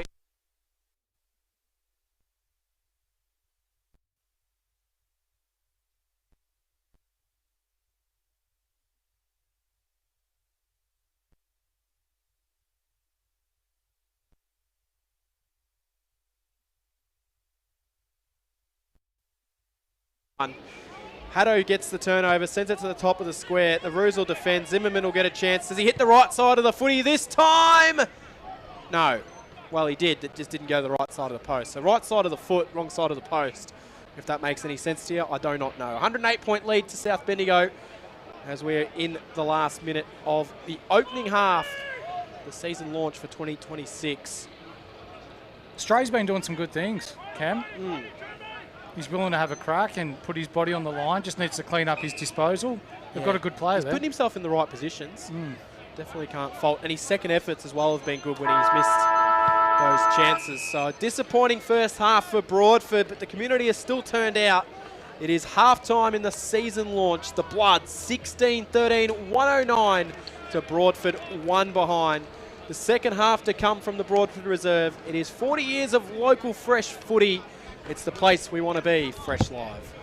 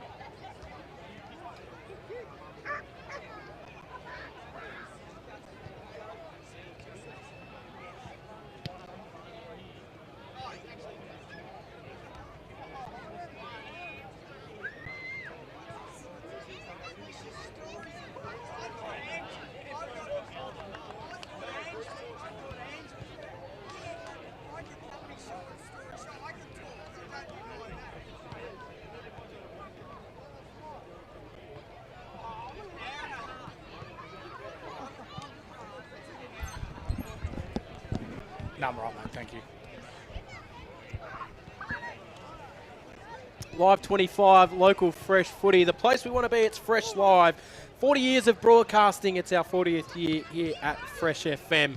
And there's been some good names rolled through the commentary box, but none of them have called a game here at Broadford at Bendigo's Senior Footy League level. And it is the first look at the Broadford Roos. And unfortunately, the scoreboard probably doesn't reflect the way that the half has played out. Norm Jenkin, you've been looking at some of the stats in this game. It's 108 playing one behind. How does the stats reflect the game? Well, the stats, they shadow the game beautifully because 8 centre breaks to 2 in that quarter. When McGregor Cameron went into the centre, there was 5 centre breaks in a row to South Bendigo, which all resulted in goals. They had 23 inside 50s. The Broadford side got the ball inside 54 times, but on 3 occasions they kicked it straight to McGregor Cameron. He had 3 of the 5 intercept marks for South Bendigo, and Broadford had 3 intercept marks for the quarter. The ones that'll be happy that quarter were the boundaries, because they only had 6 returns to the field with throw-ins in that quarter, and there was 15 ball ups. So the umpires also didn't have a lot to do around the ground. They let the ball flow, and that's the way it went, and it flowed in South Bendigo's favour. But there's been a number of times where the Broadford side had good passages of play. They lack a good key forward. They've got the ball to the back of the centre square or to just outside 50, but haven't been able to get it any further. It's a bit of a reflection, Cam, on how this game's gone, where they've only, 5 boundary throw-ins and 16 ball-ups in that second quarter. Because of the way South Bendigo have been moving the ball forward of centre, they're using that link-up play really well, looking to run and carry, give the handball off, and then clear the lines and hit up your Brock Harveys and your Caden Antoniwitzes. And the scoreboard is 100-odd to 1, but you look at the game as a whole, and there's been patches where Broadford have matched it with South Bendigo, their endeavour at the ball, and when they make it a scrappy sort of affair, they've matched it with them quite well. But once the ball gets to the outside and they've got clean air, it's been all one-way traffic. That it has been. Probably a little bit disappointing for Broadford is the way that they've allowed some uncontested marks inside forward 50. That's probably the one thing that has stood out to me. Yeah, you're spot on. Just going down to have a listen to Broadford coach Nathan Thompson there, and he's preaching patience with his crew. So first game, first half in a new league, not knowing what they were coming into. They knew it was going to be tough, but he's going to stick by the processes that they've put in place. He's backing his players in. The magnets will be moved around a little bit in this second half, but look for Broadford to come out and keep attacking the pill. So, Johnny, you obviously saw a good look at that quarter. What are we expecting if you're a South Bendigo person to get out of this second half?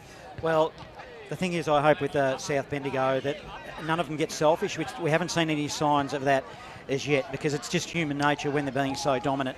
And I talk about players, of course you've got the 2 guns there in Brock Harvey and Antonowitz, but backing up, I thought Alexander Smith was really good. Templeton coming through the middle. He plays a lot like Zimmerman, and Zimmerman hasn't had the effect that he usually has, but Templeton has. So I think throughout the rest of the season we'll see that both of those players against some of the better sides will make their mark. I thought at times Jack Fallon, he was good.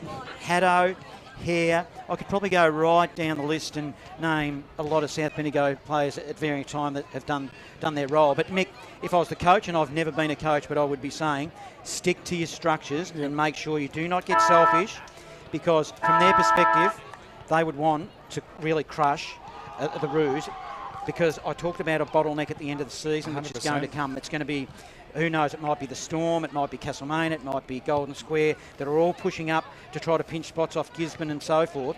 So at this time, when you've got the opportunity to crush a club early in the season, you're going to have to do it. So that's what the message would be. Percentages will play key towards the back end of the year. They always do.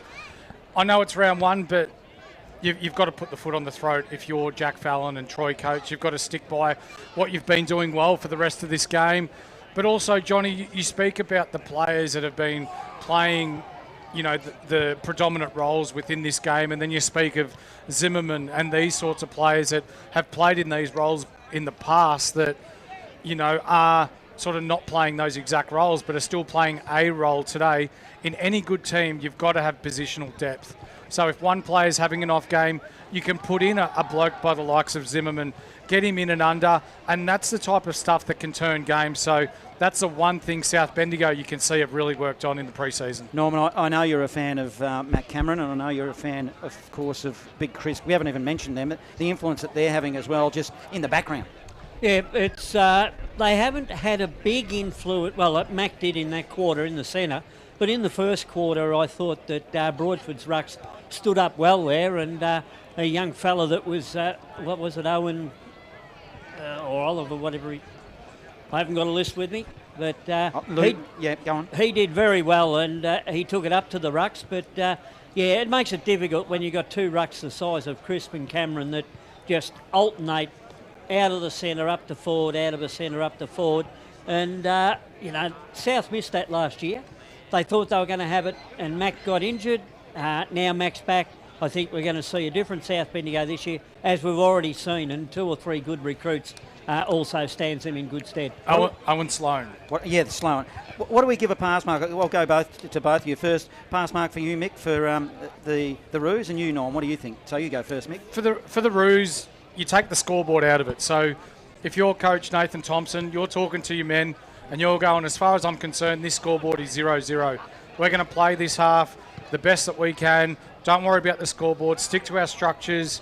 This will turn eventually, but for now, you've just got to do the hard yards.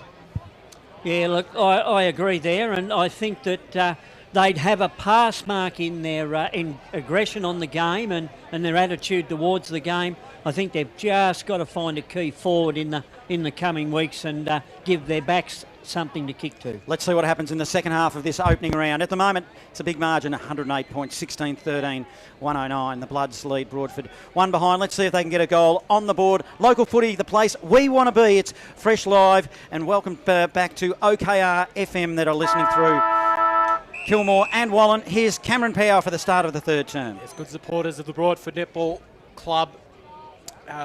They are. South Bendigo will get the ball straight through. Dropping the ball, though, trying to find his way through was Templeton. So an early chance in the first clearance of the second half will go the way of the Roos.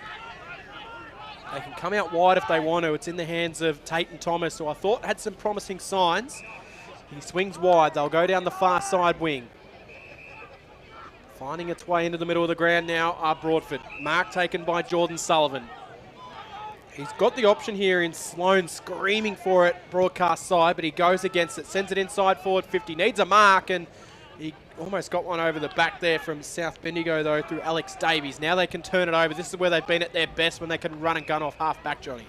Handball, you're right, to Kay. He's the name, one of the names I mentioned for the Picture Art Plus sponsorship award, the $100 voucher.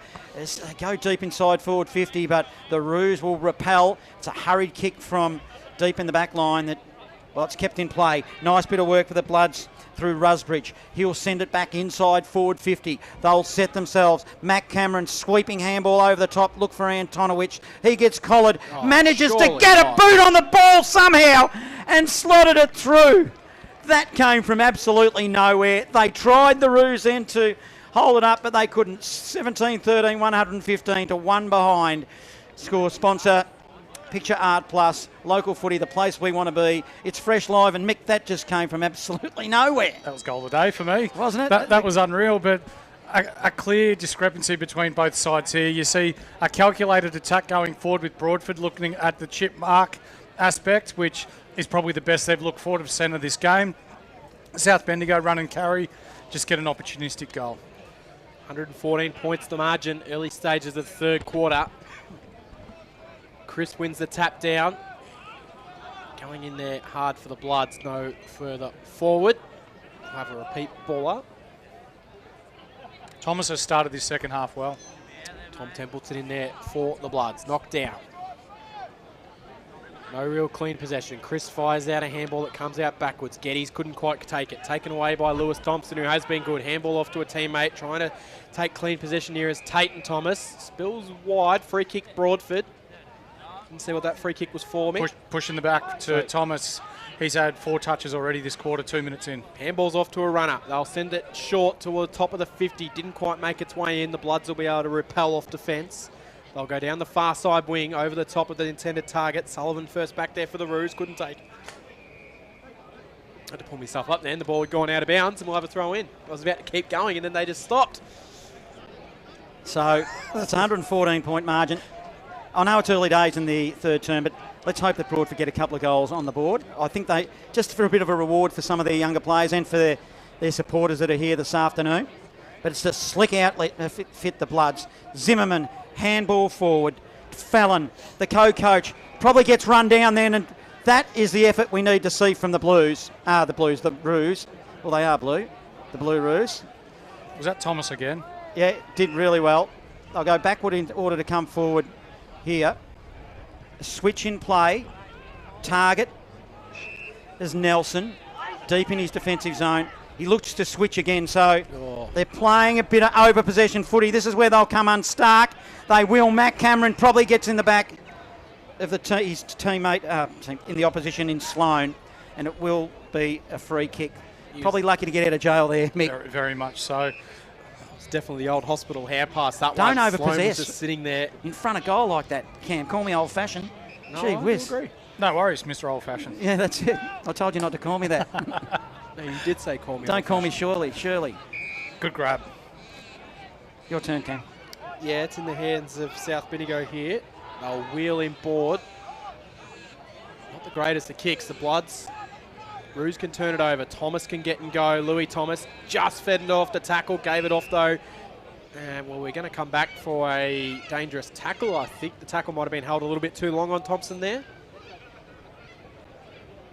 I think that's what we're doing. Thompson a little bit slow to get to his feet.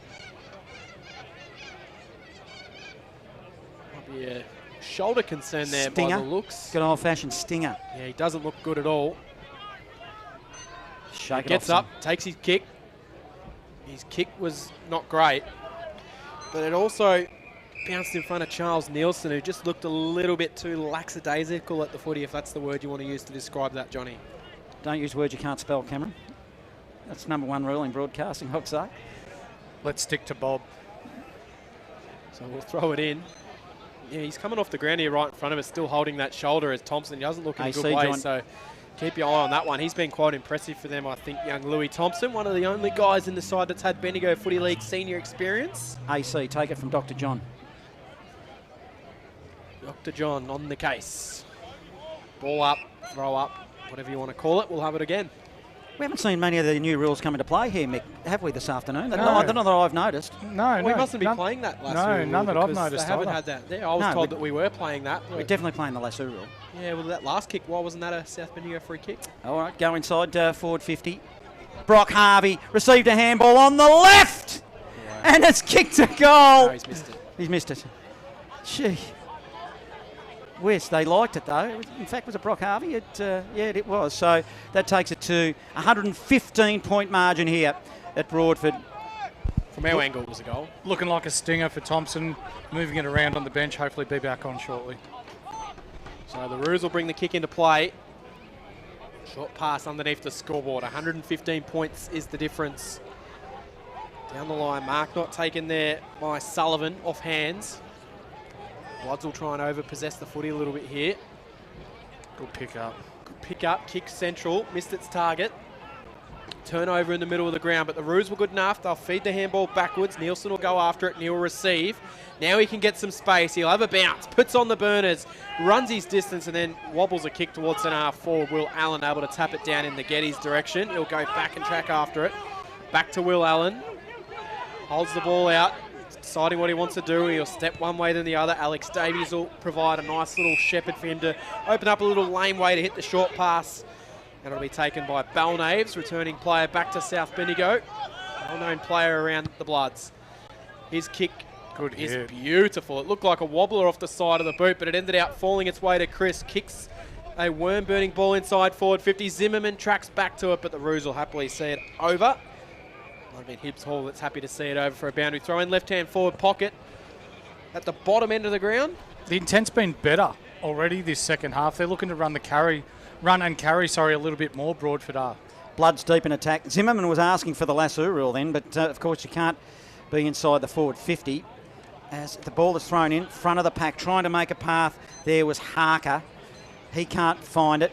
Ball spills out in the direction of Zimmerman. He'll go around the body, up the chimney, high ball, right to the goal line. It's wide for a minor score, which takes it to a 116-point margin.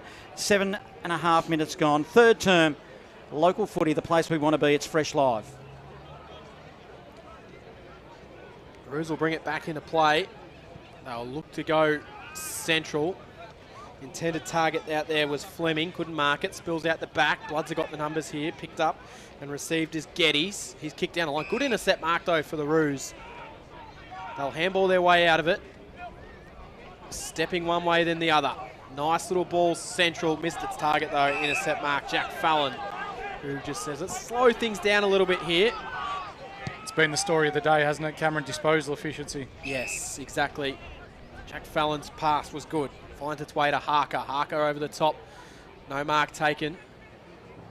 And over the boundary line we go. Bit of cramp, I reckon, for Harker too. Was it Nathan Kay that took it over the boundary line then? I think it was. He's done a power of running. Interesting to see how South Bendigo continue to maintain, because it's been a pretty high phonetic, fast-paced game style for them. Cameron knocks it down. Roos will send the kick down the broadcast side wing. Good little tap forward there from the Roos in Brody Stray. I think he's competed pretty hard today. We'll have a throw in right in front of our broadcast position. 116-point margin. The Bloods lead Broadford. Templeton coming off for a rest, cramping a little bit. He's been good. In fact, he's been super. He's a candidate for the Picture Art Plus sponsorship award. The voucher. Matt Cameron, front position. Haddo down his throat.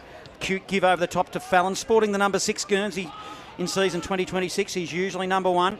Tries to run on. Then it's Niski offers support. They're sharing it around. Brock Harvey centres the ball. It was unselfish. They'll set themselves. Hare might run onto it. No, good rebounding. Roos off half back. They're under pressure though. They'll cough it up again. Now it's another chance who Haddo who received a handball. Handball forward. Over the top. Niski gets collared. Zimmerman. He handballs to Harvey. He fumbles the ball. 30 metres out from goal. High tackle. It's going to go to the Bloods, is it, Mick? It is. So, geez, they were under pressure, the Roos. It was just, it felt like the avalanche was coming, and it did. It did. Good for defensive pressure there by the Roos, just to keep South Bendigo on their toes. But, yeah, free kick to, I believe it's English. Jack English, who comes into the side. He was recruited from Sandhurst, was he not? Under 18 league medalist 2 years ago. Sandhurst under 18 premiership captain. He's a slight young fella compared to some of the big bodies of the Bloods. We get a good look at this kick, and he lets the wind do the work, but hit the post. No, he didn't. It looked like it hit the post to me. Well, there must be netting behind there, but it doesn't matter. It's a goal. 18-15, 123 to 1 behind, approaching halfway through this third term. Don't look at me like that, Cameron. Local footy, the place we want to be. It's Fresh Live score sponsor, Parsons Towing in Castlemaine. Good to see Thompson back into the game too for Broadford. That shoulder must be feeling okay because he's straight back into the middle.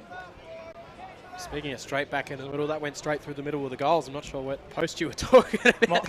Might have been the post that's holding up the netting behind the goals. Thank you, Michael, for the support in the back row. Quite possibly. We've got YouTube going now, so there's a centre. Can't get away with it. There's a centre infringement for Broadford. They were too slow to get out of the middle. Was that a 666 infringement? Yeah. I guess you could. That's what you'd call that. It's Antonowitz inside forward 50, handballs back to Harvey. And he's gone over the boundary line. No, free kick. Was Antonowitz taken after he got rid of the ball, did he? He got slung after he handballed that. So that last one in the middle, the South Broadford player was running out to the wing. Was still in the centre square when he went to ball the ball up. Is that? Number 46.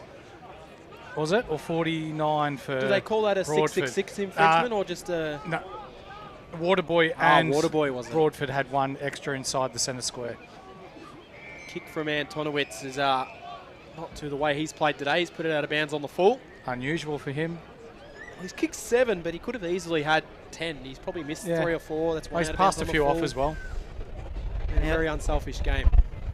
Let's hope the wind is picking up, that Broadford get a goal on the board. Sounds like the train's about to come I know there's a long way to go, but we've seen bigger defeats than this at at this stage of the game in the Bendigo Footy League. I mean, who knows what's going to happen in the next quarter and a half, but Broadford just need to keep toiling away.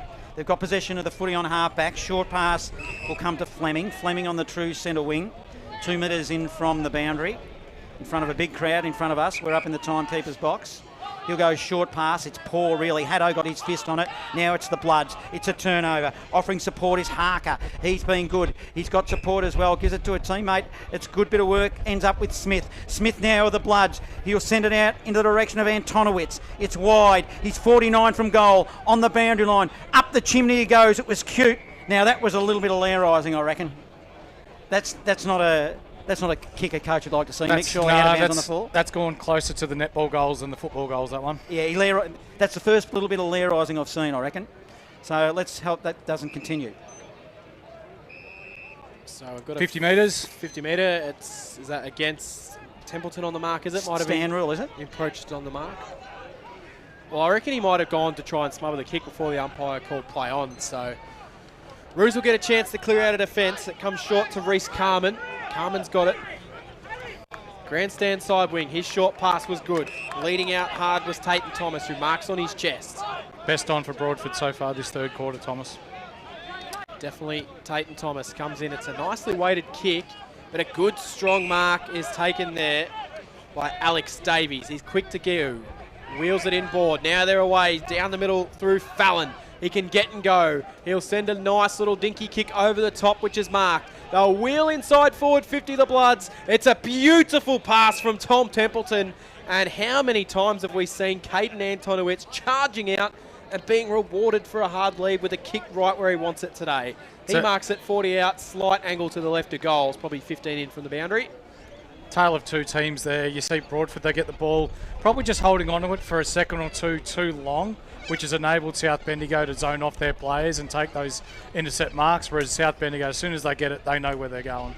So Antonowitz has won a Ron Best medal before in Bendigo footy for his 8th goal today, and to give himself a start, that one hits the post. Thank you, Cameron. So into the post that one goes. And if you're playing along at home, that one hit the post. 18-16, 124 to Broadford, one behind.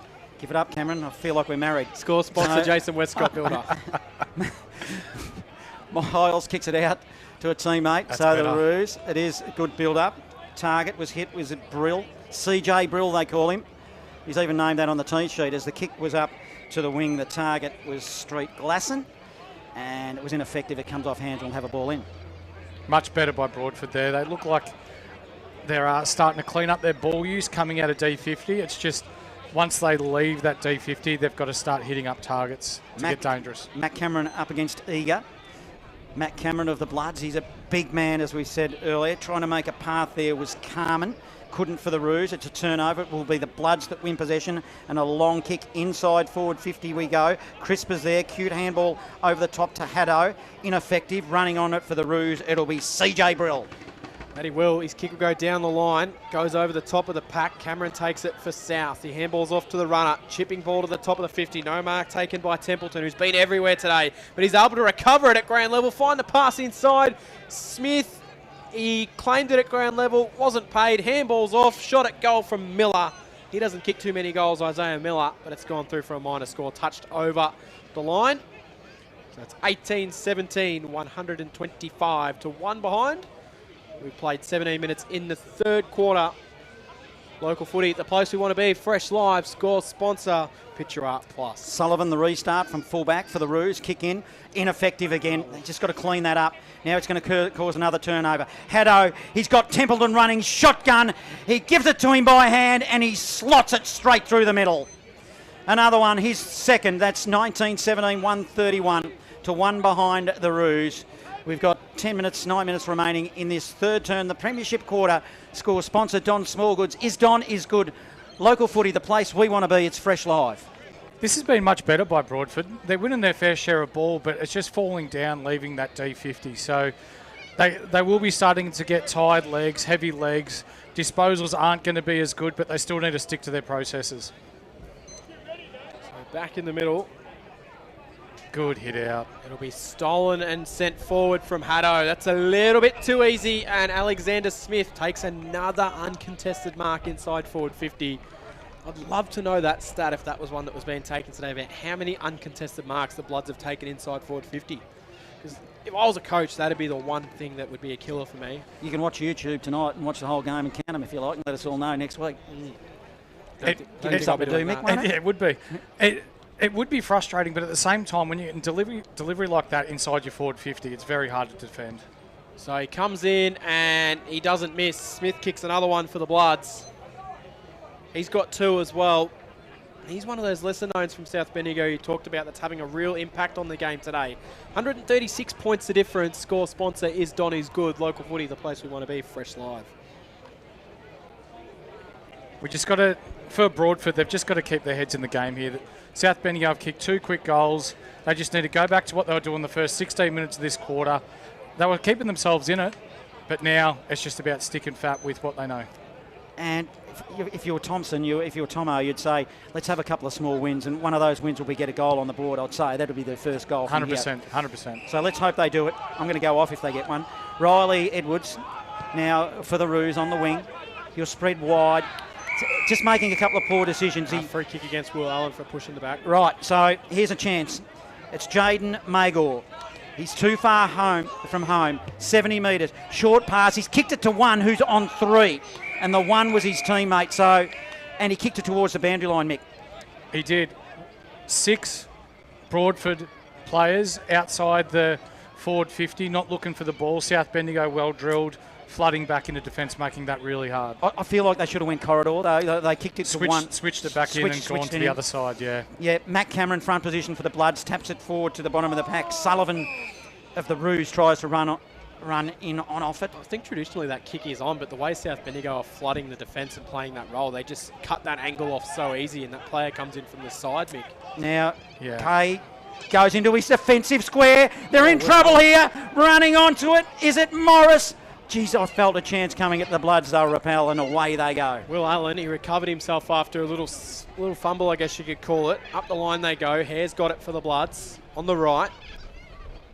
Experienced campaigner around South Bendigo. Down the line he goes. They can work it forward here. Isaiah Miller inside forward 50. Smith marks again. He'll go short with a steady. Didn't quite have the distance to get its way to Templeton, who's then caught holding the ball. Good tackle for the Roos. Sullivan there. He's been impressive actually for mine, Sullivan. He'll chip the pass into the middle of the ground where he'll find Tate and Thomas. Thomas will go out wide. Poor kick. English gets back in front, takes the mark.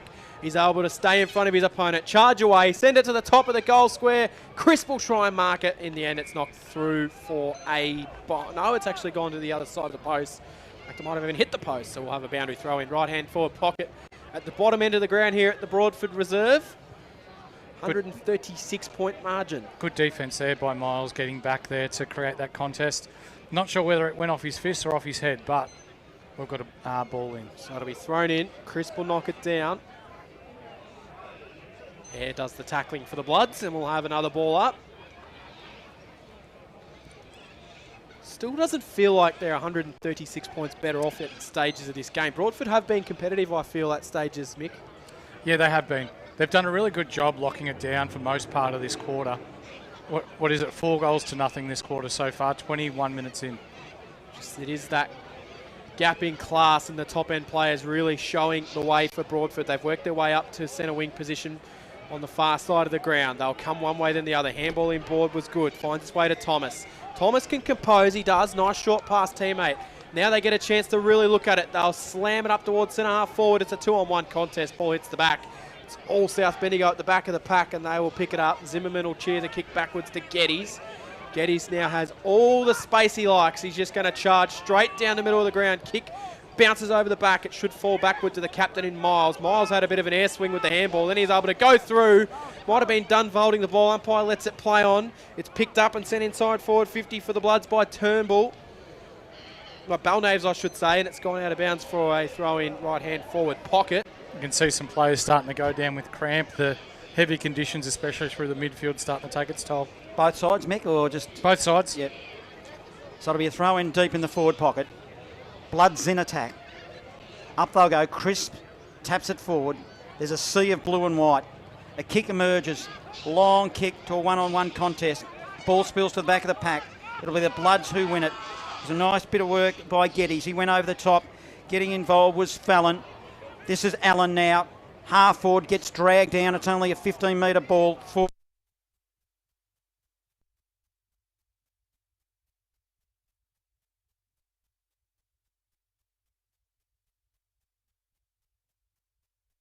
Bit innocuous there by his teammate. Hopefully he can get up and take the kick.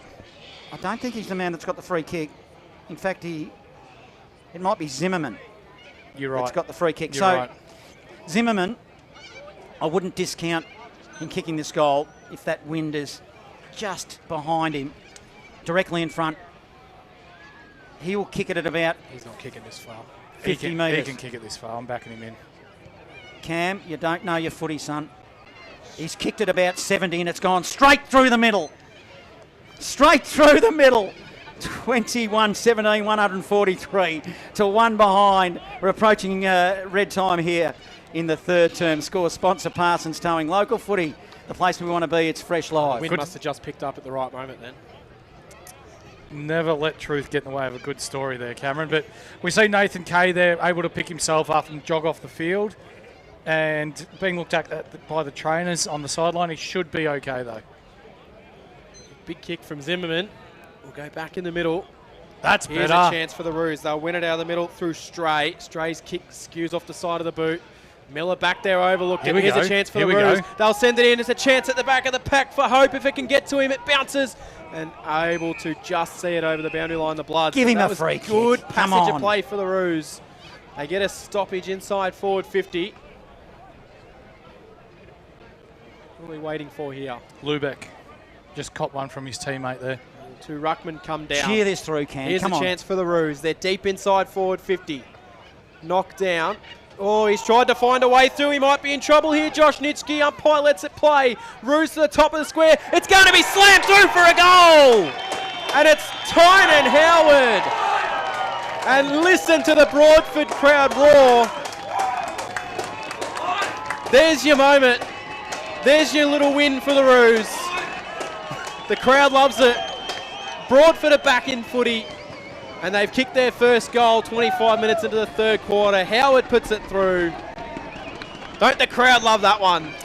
It is And look absolutely at the going off down here. flags and scarves being waved around They here. won the flag. The president's almost jumped off the balcony. She's that excited up here at the moment. Oh, there it is. It's a moment forever etched in history. The first She goal, might need a third tissue, quarter. I think. She needs a tissue. 25 She's minutes going for in. it. 117 the Roos, 21-17, 143. Score sponsor Jason Westcott. Build a local footy, the place we want to be. It's fresh live. Good to see what local footy's all about. A moment here for the Broadford Footy Club. They've been battling. Let's see if they can double up. But it's gone far forward now for the Bloods from the centre bounce. And it will be a ball up. To some people, that's just a goal, but to those that have put in the work behind the scenes to get this footy club up and about, it means a lot more. Terrific effort. Now Haddo for the Bloods to Smith. They're running here. Templeton, who's been great for the Bloods, puts it inside forward 50, but a defensive mark from the Roos by Fleming. Short pass. Defensively, corridor. Oh, they're going to muck it up here and give away a goal at the back of all of that. Around the body, Haddo puts it through. So a big mistake, 22-17, 149 to 117. Score sponsor, Bendigo City Framers.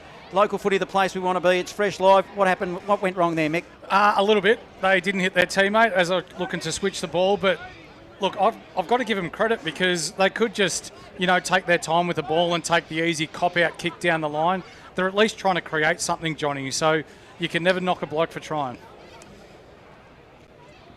142-point margin as we approach three-quarter time. Knocked down.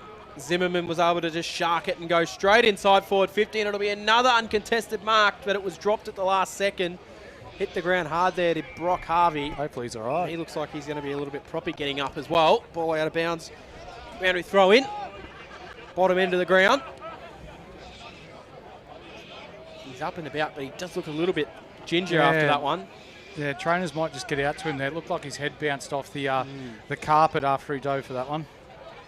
Definitely hands on hips as he heads back to the top of the goal square. Throw in, Cameron, double fisted tap down. Ball towards the boundary line. Bloods will handball back to Zimmerman, who's pounced upon, just fed out the handball. It's picked up by Harker. Harker will send it inside forward 50, and a good mark taken hard up against the boundary line. And it is Brock Harvey. So after that last one, he's able to take a nice strong grab above his head. He'd probably rather them above his head than at his ground and ankle, I think. Yeah. It's a tough kick from here, though, Cam. You'll have to go around the corner, although favourable with the wind blowing towards the bottom end here. It's probably 25 out. He'll come around, snap it on the right. It never looked like it was going to go through for a goal. It's to the right-hand side. Minus score. That brings up 150 for the Bloods. 22-18, 150 playing 7. 7 for 150. Score sponsor, Parsons Towing, local footy, the place we want to be. It's Fresh Live. So Tynan Howard was the man that goes into the history books for the Roos. Good on him. I'm sure he'll celebrate this afternoon. It was the Roos up on the wing. That's it. Lubeck. Now they're moving the footy. They're moving it okay now. They've got their confidence up. It was a nice little handball over the top by Thomas. Kick. Getting involved. There was Edwards, and he's hit his teammate right down the throat. And here maybe is another chance, albeit a long way from home. Hang on a minute. Oh, they've called 50. 50. Into the goal square. Reece Carman is the man that's going to kick the second goal for Broadford. What happened? He gets a 50-metre for what? Like a stand rule, was it? No, someone ran past the mark that shouldn't have. It was a bit of encroachment there. So 50 metres will take him straight into the goal square. Johnny. Reece Carman celebrates son as he kicks the second. Oh, this is just becoming too easy. 2-2-13 to 22. Is that 18-150? We've got 2.5 minutes in this third term. Score sponsor, Parsons Towing, local footy, the place we want to be. It's Fresh Live. You've got to look at the positives here, Johnny, and 6 goals to 2 this quarter. They went goalless in the first half. Coach Thompson, he overheard him in the rooms. He just wanted them to stick to their processes, to stay patient with what they're trying to do. They've done that, and they're getting reward for effort here. Kicking against a 3 to 4 goal wind here as well. They definitely haven't thrown the towel in at all, which has been something that they can hold their heads on today, Broadford. There is signs here that they can work with this across the season. They're only going to improve. Bloods will get it out of the middle. They'll work it forward, though. It'll come from Nitschke. He just sends it to the top of the goal square. No Mark Cameron. Spills to the front of the pack. He's battled hard down there, Miles. He's been really, really under it, but I think he's put in a competitive and solid effort today, Mick. Leading from the front. Absolutely. Captain of the club for a reason. It's a little bit of back at you now, the Bloods, because they would be expecting a big, big win this afternoon. So they'll have to regroup a little bit at three-quarter time and make sure that they don't put the foot off the pedal, Mick. No, you're absolutely right, Johnny. But for Broadford, it just proves that they know that they can belong here now at this level. Haddo runs onto the footy for the Bloods. He's hard up against the boundary line. Inboard, he's got Matt Cameron a lead, and he was just too big, too tall. Coming over the top, trying hard was Tatum Thomas and couldn't spoil, and Matt Cameron, not a very regular goal kicker. He's got an unusual style. I'm not sure if I'd put money on this, but let's see how he goes. Cameron called it the awkward ruckman's style of kicking before, but he still kicked it. Let's see if he can go well for his second. Big Matt Cameron, a popular player in the competition. On the left, it is awkward, and it is to the left. So it's for a minor score. It takes it to 151 playing 13, almost 31 minutes gone. Third term local footy, the place we want to be. It's Fresh Live. Still a good crowd here as well. None of the Broadford locals have gone home. They're still here supporting their side. Could be a long night here in Broadford celebrating. Yeah. Over 900 days since they last had senior football here in Broadford. And they've got 2 goals in their comeback game today. Plenty to work with across the season. And we touched on pre-game, Mick, that if they can hold this side together and then at the end of the season they can just go and pick up in areas to build around this group, it's a quicker process than what a lot of people do think it can be. Yeah, 100%. You've just got to nail those things. And any 100%. prospective player would be seeing a good effort here today. Zimmerman gets a free, which was actually not his free, but it's paid as an advantage. He goes for goal from outside forward 50 and bounces it through. Zimmerman with a little party trick. He's kicked that from 60. That's a big kick. He's got 2. No one on the goal line. It just carried the pack in the breeze, and he's got his second. And the Bloods increased their lead. The score sponsor, Jason Westcott Builder. The place we want to be, it's Fresh Live, 157 playing 13. Going back to what you were saying earlier about Broadford and, you know, just getting that continuity off field, getting the right processes in place and structurally the right people in charge. And we heard Bonnie in the pre-game being as excited and as euphoric as what she was about the Broadford Footy Netball Club being back in the Bendigo Footy League. It's these sorts of plays that they can build on for seasons to come. They'll roll straight out of the middle and get the next clearance. It'll be sent inside forward. 50 there for the Bloods through Balnaves. Couldn't find a target. Knocked off the footy was Reese Carman, who's kicked the second goal of the game. It's a kick out of the pack for South Bendigo. Might have been Jack Fallon, I think's kicked that one. Jack Fallon, You're getting around Jack Fallon, so he doesn't get forward and kick too many goals, but he's got his first of the day. And well, as Johnny mentioned, he was previously number 1. He's now number 6, and the co-coach for the Bloods slams home their goal. And they now lead 163 to 13, 24-19.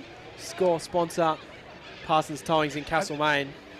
As much as we speak about how well Broadford have gone in this third quarter, it will be disappointing to them to let these late goals in. In time on, they've allowed 5 goals, so yeah. Yeah, it does feel like not that long ago when they kicked that first, though.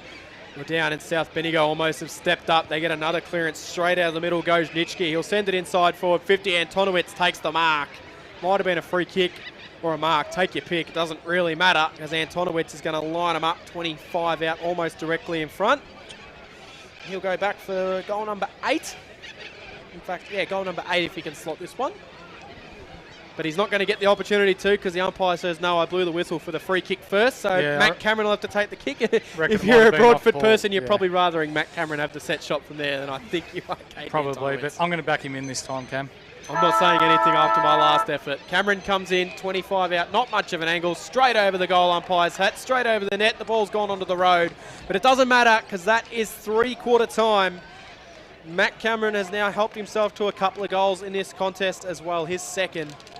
And the Bloods have got a big, big lead at 3-quarter time. But history was made in that quarter. For anyone playing along at home, the trivia question that will be asked in all those years is who kicked the first goal for Broadford in their return to senior footy. It was Tynan Howard. Reese Carman also kicking one off the back of a 50-metre penalty as well. The Bloods have got 25. We'll run through their goal kickers and better players. And the final quarter from the Broadford reserve. It's South Bendigo 25-19, 169. Broadford 2-1-13. Local footy, the place we want to be. Fresh Live.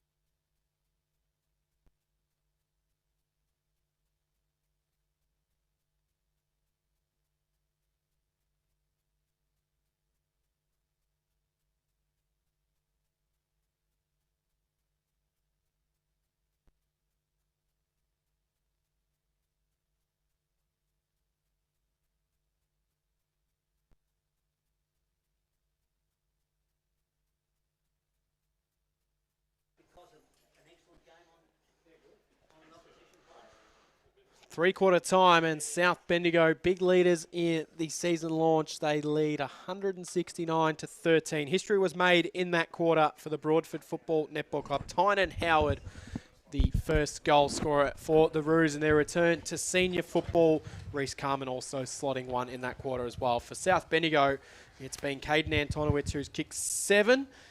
3 goals to Brock Harvey, 2 to Tom Templeton, Anthony Zimmerman 2, Jack Fallon 1, Alexander Smith's got 2, Nitschke 1, Brody Haddo, Matt Cameron 2, and singles to Crisp, Jack English and Cohen Harker. Also a big cheerio to our listeners on OKRFM.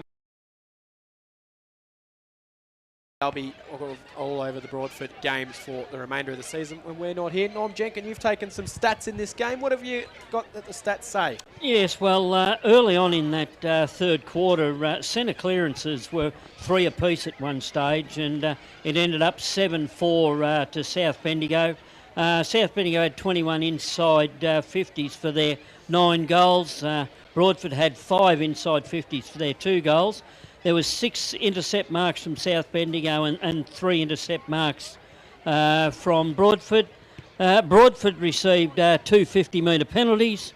The umpires balled the ball up 17 times. There was 2 out on the fulls, and the boundary umpires threw it in 12 times. Looking at the better players for Broadford, obviously they got 2 goal scorers. Do they feature in the better players? Mick? No, they don't, actually. I'm sure they'd love to, but not today. Third quarter, Tatum Thomas. So he'd be no taller than 5'8", 5'9", but going up against the bigger midfield of South Bendigo, he's been really good in and under. He would have had 10 touches that quarter comfortably. Used the ball quite well as well. He was helping with that transition out of defence, but also putting that pressure on in and around the ball. I'm also going to shout out to Adam Miles, the fullback for Broadford as well. He's been fantastic. Like, with the amount of ball that South Bendigo have had in their forward line, to be able to nullify as much as what he's had and to be able to create the 50-50 contest, he's been awesome. And then the number 3 for me has been Seb Morris. Going into the midfield, he's been the best ball user for Broadford today. Picture R Plus, our $100 voucher from one of our sponsors here this afternoon. There's a number of candidates, and I mean, none's better than Tom Templeton. At times he really continued to go about his business in that term, but such is the dominance of South Bendigo overall. I thought it was interesting getting his hands on the footy a lot more. I just sensed more of a presence was McGregor Cameron in that third term, so he's been good as well, Cam. But it's all the same.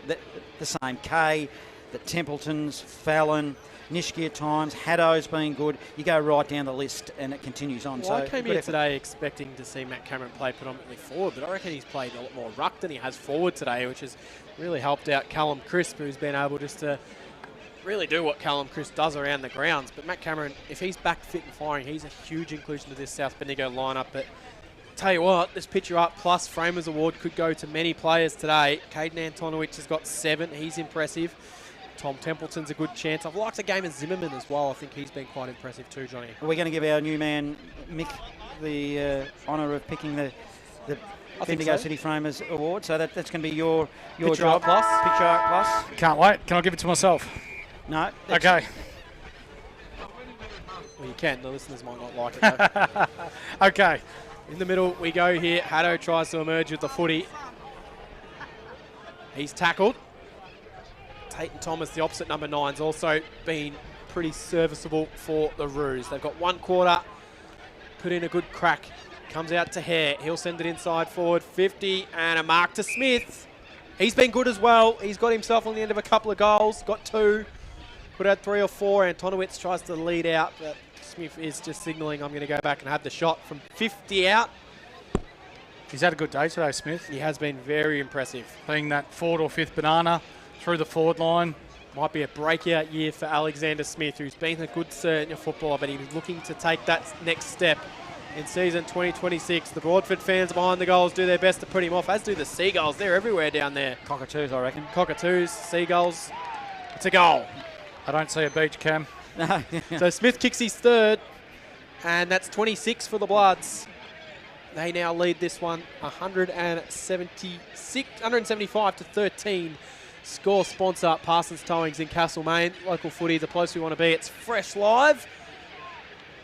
Here's Mick Delaney. It's that patient build-up again, isn't it? The hands of Zach Hare moving the ball forward of centre, hitting a lead-up target.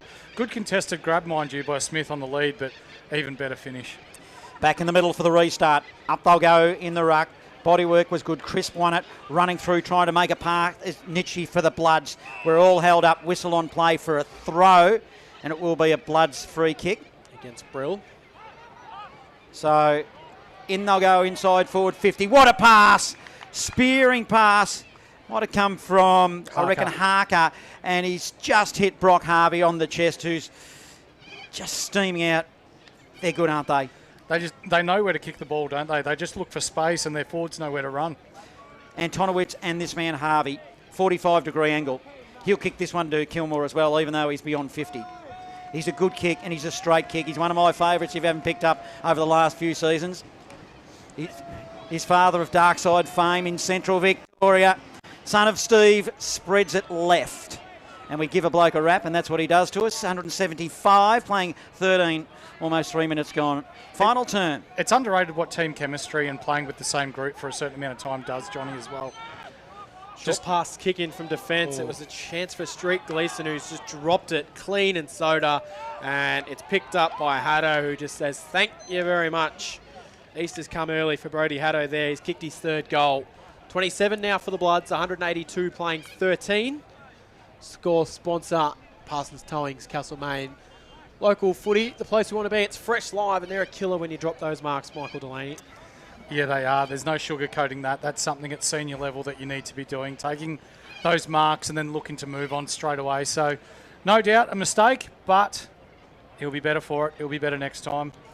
Back into the middle for the restart. Sloan will do the ruck work against Crisp. It was probably Sloan that won on that occasion. Then he butters up his own ball, wins it, kicks it to half forward. Roos go forward. Punch though. Now it's the Bloods. Turnover on the end of a handball. It was good to Hare. Hare's short pass. Bullet ball. It was Smith who dropped the footy. Then he gets tackled. He's 60 from home for the Bloods. Whistle on play. Ball up. And we'll have another look at it for the Bloods. Geez, that was a good build up there, Cameron. One thing that I've noticed is they've been so clean with their disposal, South Bendigo. Good turn. Charging through the ground there was Josh Nitschke, who sends it to the top of the goal square, gets to the back, and then just soccering it through for a minor score there will be Jay Eager.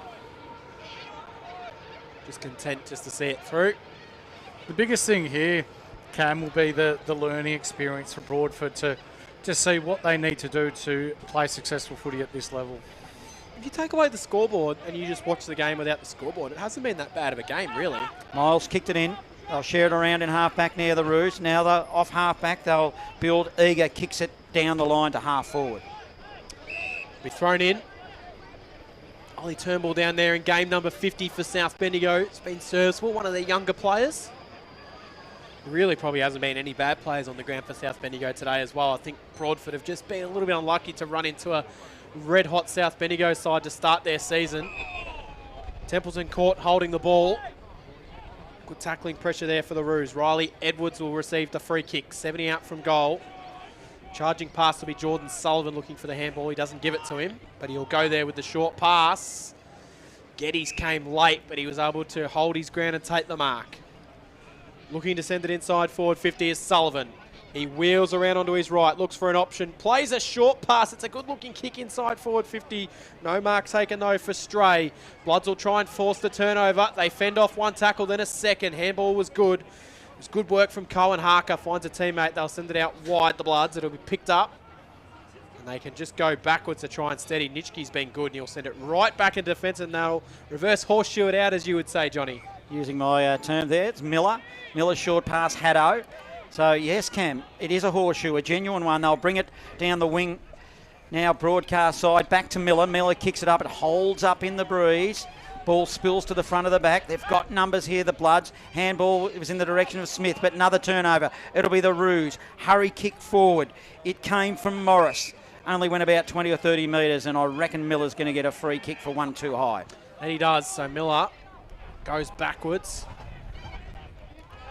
Bloods have got time to recover. Ollie Turnbull, handball back to Miller. Has a bounce.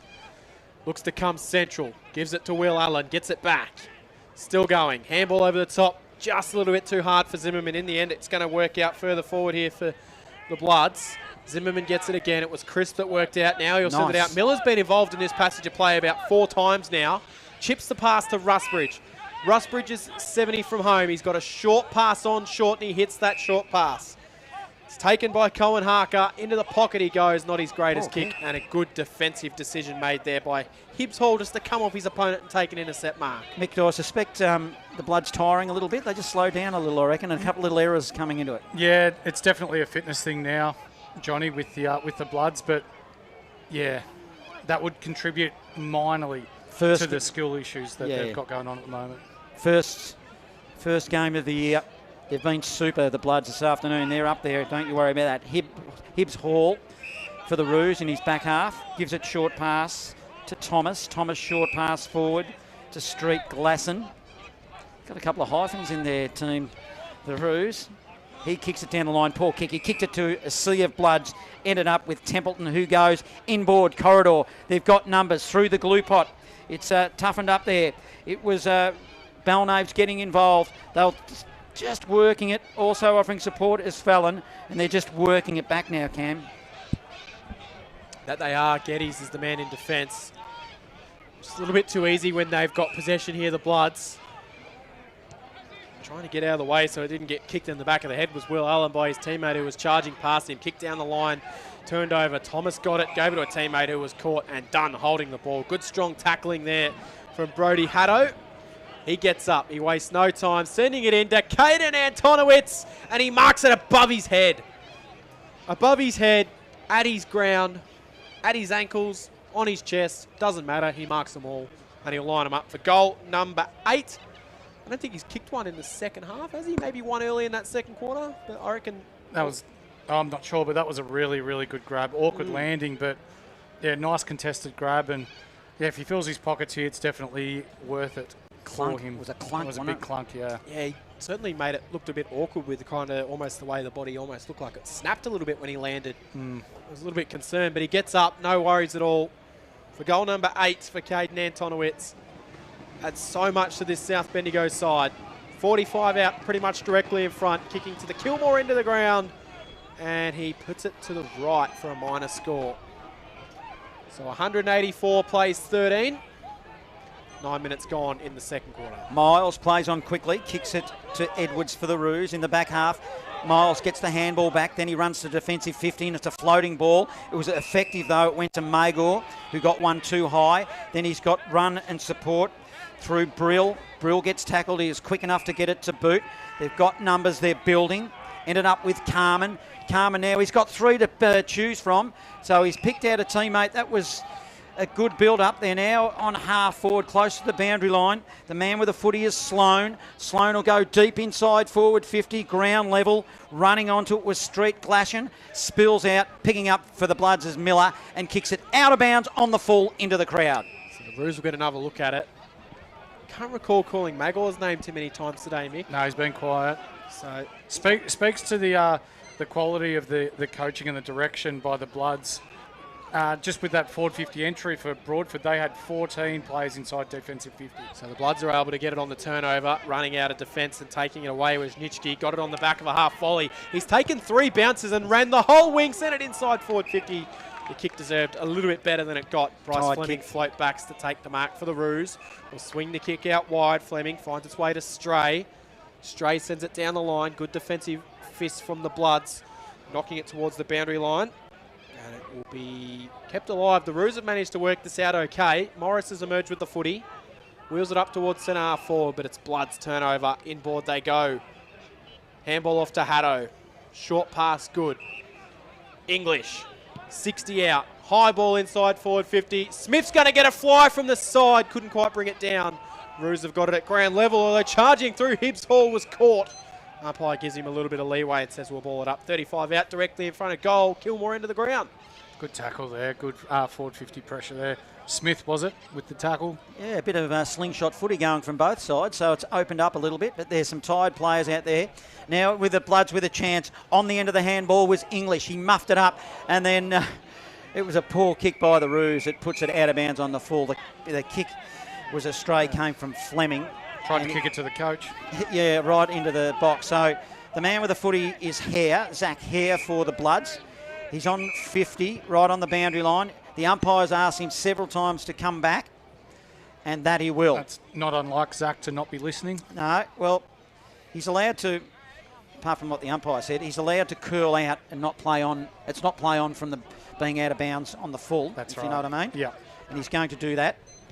Short pass, in fact, was poor over the back of the head, getting one for the Bloods. Might be Fallon, the co-coach, wearing the number 6 Guernsey. It was a hard lead, and he got one behind the ear, Mick. Yeah, the old fashion ear massage there from Thompson. But, yeah, Fallon, 45 out. We'll have a shot on goal. So we'll get a good look at this. It's a tighter than a 45-degree angle, but only marginally. The man on the mark stands at 38.7 metres, to be precise. Way to step it out. So he'll kick it just over. Well, he's got to kick it 55 for it to be a goal. Against the wind. Against the wind. To the Kilmore end of the ground. Here's the co-coach, Jack Fallon. He's a left footer. He goes wide. The ball stays wide. He was searching for that extra distance, and it might be, in fact, out of bounds on the full free kick to the Roos. So I'll bring it back into play. 13 minutes gone in the final quarter. Short pass is okay. Finds its way to Miles, the captain. He's been pretty good down there, I think, under a lot of duress. Certainly leading the way. Nielsen's got it. Short pass was fine to Sullivan. I've liked his game as well. Sullivan in the middle. Mark taken here by Brill. The man they call CJ gets the ball moving. Now they can run it down the far side wing, the Roos. Down the line, Kick will sit up in front of his option in Stray. Couldn't quite get there, but he forces the contest, makes a good tackle as well. Brody Stray, is he going to get rewarded? No, umpire crosses his arms, says we'll ball it up inside forward 50. That was the best lead up that Broadford have had today. Just by getting the ball central, moving the ball out to the wings, feeding their runners and getting the ball forward to centre. Cameron knocked it down. Bloods will work it out through Miller. Miller's handball was good. Fallon feeds it wide. Now they can come away here through Geddes. Geddes' kick was excellent to Hare. Marked it on his chest. Handball off to the runner. Running through here for the Bloods will be inside forward 50 kick, and it was all too easy in the end. It was Belnaves that got the kick, and the mark has been taken. Brock Harvey, who's already kicked 3. I feel like he could have had a few more goals today as well, Brock Harvey. Might have been the case of being a little bit unselfish at stages today. You backing him in, Johnny? Yeah, he's a great kick. I like the way he runs to contests and that. He does a lot behind the footy. So Johnny's man from 45 out directly in front of goal. Brock Harvey hangs it. That's the second rap we've given him. He's letting us down. And he's kicked another minor score. He would have got 3 and a few behinds as well. So 185 plays 13, 15 minutes played, final quarter here at Broadford. The 2026 Bendigo Footy League season launch. Miles for the Roos will bring it in for the restart. He plays on from fullback. A 60-metre ball, Broadford side of the ground. The mark was dropped by Lewis Thompson. He had hands on it, and it came off. Matt Cameron was in the area, but fortunately it just went to the side of him. So we've got a ball in, and it will be Matt Cameron that does the ruck work. He was injured to the latter half of last year. He grabs it out of the ruck, then bangs it on the left. He'll send it inside forward 50 into the hot spot, front and centre. Hurried kick will come out by the Roos. It was an up and under kick, but sadly it was marked there by Rusbridge. He now goes into the goal square, and Antonowitz doesn't drop those. It was at his eyes and just neatly plucked it, and he's standing right on the goal line. It's one of those difficult ones, isn't it, Johnny, where you could almost shepherd it through, or you run the risk of Broadford getting their hand on it and rushing it through. So is that number 9 now? He's a full forward, Mick. He's not going to let it go through. So number 9, so he puts it through 27-23, 185 to 2-1-13 Broadford. We've got 8.5 minutes left in this game. Score sponsor, Picture Art Plus in Bendigo. Local footy, the place we want to be. It's Fresh Live. The scores may not reflect the competition that Broadford's brought out today in this senior game against South Bendigo, but Nathan Thompson will definitely take some positives out of this, especially the ball movements in parts in the second half. Back in the middle we go.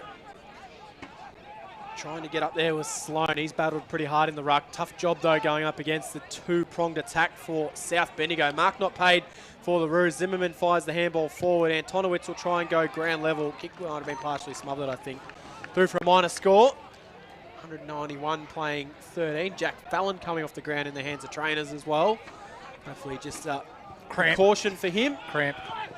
Restart was quick. The kick came out to Fleming, who ran beyond 50 for the Roos, and then he got tackled over the boundary line. It was good pressure from English. So we'll have another ball in front of a big Broadford crowd here. I reckon they'll be happy with what they've seen today. In the fact that, not so much the margin, that they're back at the local footy. They're in a major competition, and they've been really gallant. Ball ends up with the Bloods to English. English to the top of the square, off hands, minor score, which it takes it out to 192, playing 13. We've got 7 or 8 minutes remaining this final term. Can confirm Fallon stretching out a cramp on the bench, so probably won't take any further part in this game, you would think. Kick out was okay. Found Sloan, who took a nice contested grab. Sloan sent it down the line, and a free kick has been gone against Lubeck. He knocked Will Allen underneath the footy. Umpire said illegally. So Allen thought about handballing off to Geddes. Decides he's going to go with a switch kick across the ground, which is really not his greatest kick because it's gone over the head of Turnbull, but there's no Broadford player in the vicinity, so Turnbull has time to steady, recover, hits the teammate, far side of the ground. They'll send it down the line. Mark taking Nitschke. He can wheel inside forward 50, almost ran himself into pressure, had to handball it. And in the end, he stepped over the boundary line. 192 plays, 13, 19 minutes gone in the final quarter. Live 25, or live 26 local fresh footy, the place we want to be. It's fresh live. Kilmore, end of the ground. I'm being made a liar of. Fallon back on. Bloods in attack. Mac Cameron front position. Double-handed attack to the bottom of the pack. Whistle on play. There might be a free kick. We'll be going to the Roos, will it? To Lewis Thompson. It's been good this afternoon. On the outer side, Lewis Thompson, short pass forward, hits up a teammate. They'll look to work it to the wing. Standing at the back of the pack was Morris. Morris now, a short kick. It probably wasn't effective. They might get a lucky bounce. Picking it up now for the Roos is Lubeck. He feeds it back, and that's to no man's land as well. The Bloods, Rusbridge, he's in the area. He'll win it. Goes to half forward. They've got them lining up. It was Brock Harvey. Handball to a teammate, running to 50, and a pass was effective to Antonowitz. He got one under the back of the ear. And that is another shot at goal. Jack English coming from. Those good in the second half. Those ear massages are becoming quite popular in this second half. But is this 10 he's lining up for Cam? 9. 9? Imagine if Antonowitz was 6'4". Like, I mean, he's almost, but he's unstoppable already. He'd be playing AFL for sure if he was that tall. He'd be lucky to be, I don't know, what he'd be, 180, 185 maybe? Yeah. It's probably deceptive. But fast, can jump, great hands. Little bit of a hop and step jump here. He passes the paint mark of 50 and drills it. So he's still kicking him for his ninth Cam, 29-24, 198 to 2-113. We're just about to tick on over into red time here.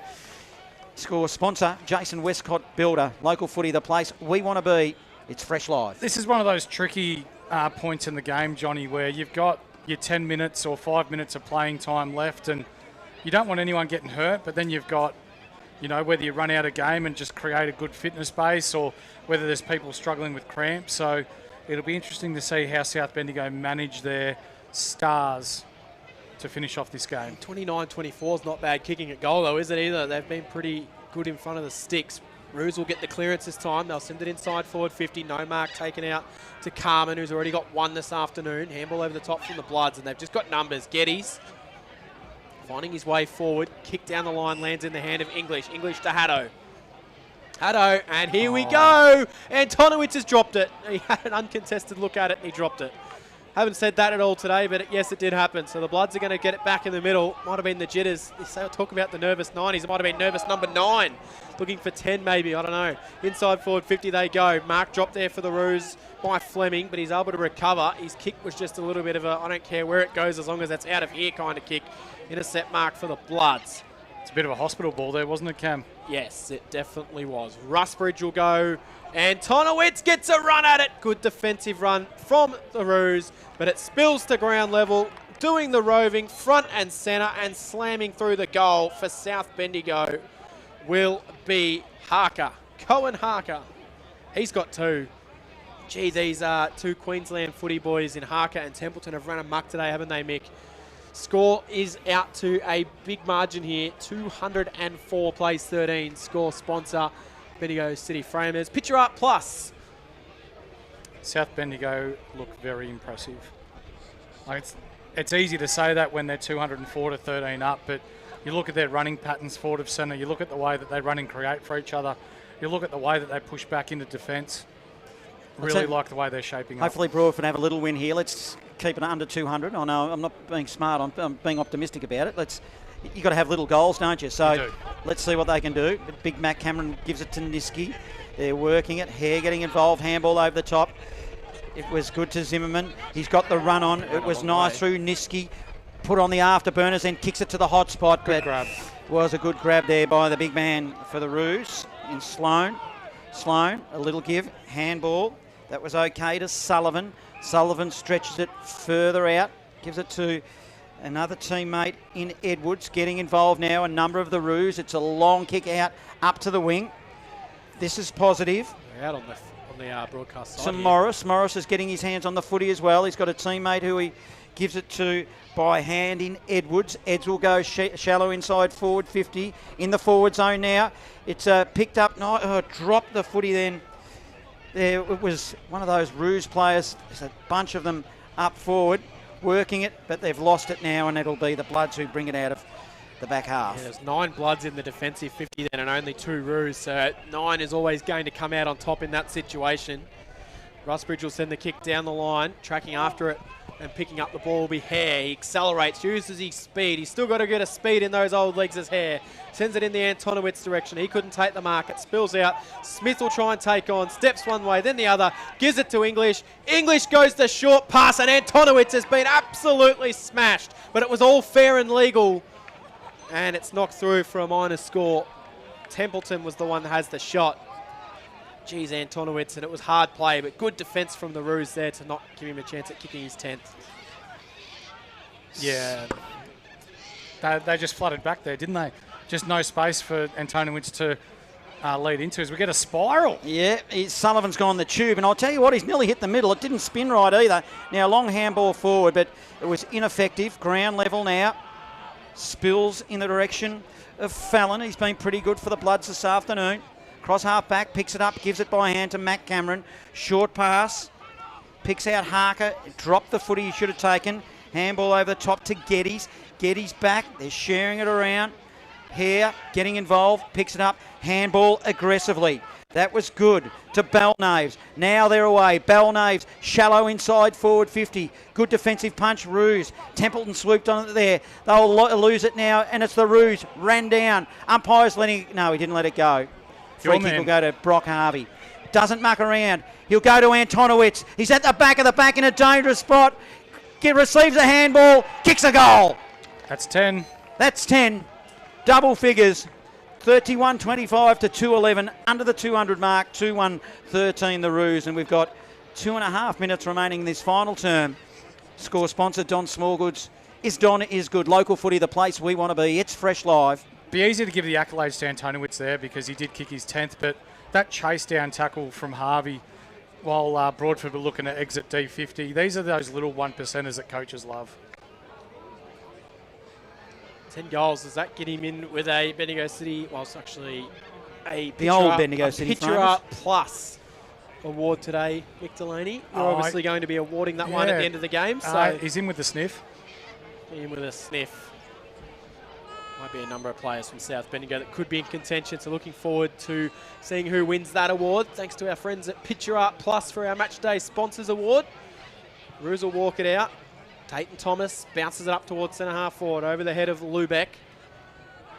Bloods have got numbers at the back.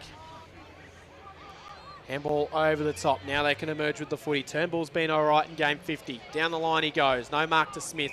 Might have got a shove. Umpire said, yes, you did. 60 out from goal. What's he got presenting for him? He likes the short pass option to a running player in the Bloods of Belnaves who chips into the pocket, and a mark has been taken Is it Harker down Harker, there? yep. It is Harker, who will go back for his third. He might be in contention as well, Cohen Harker.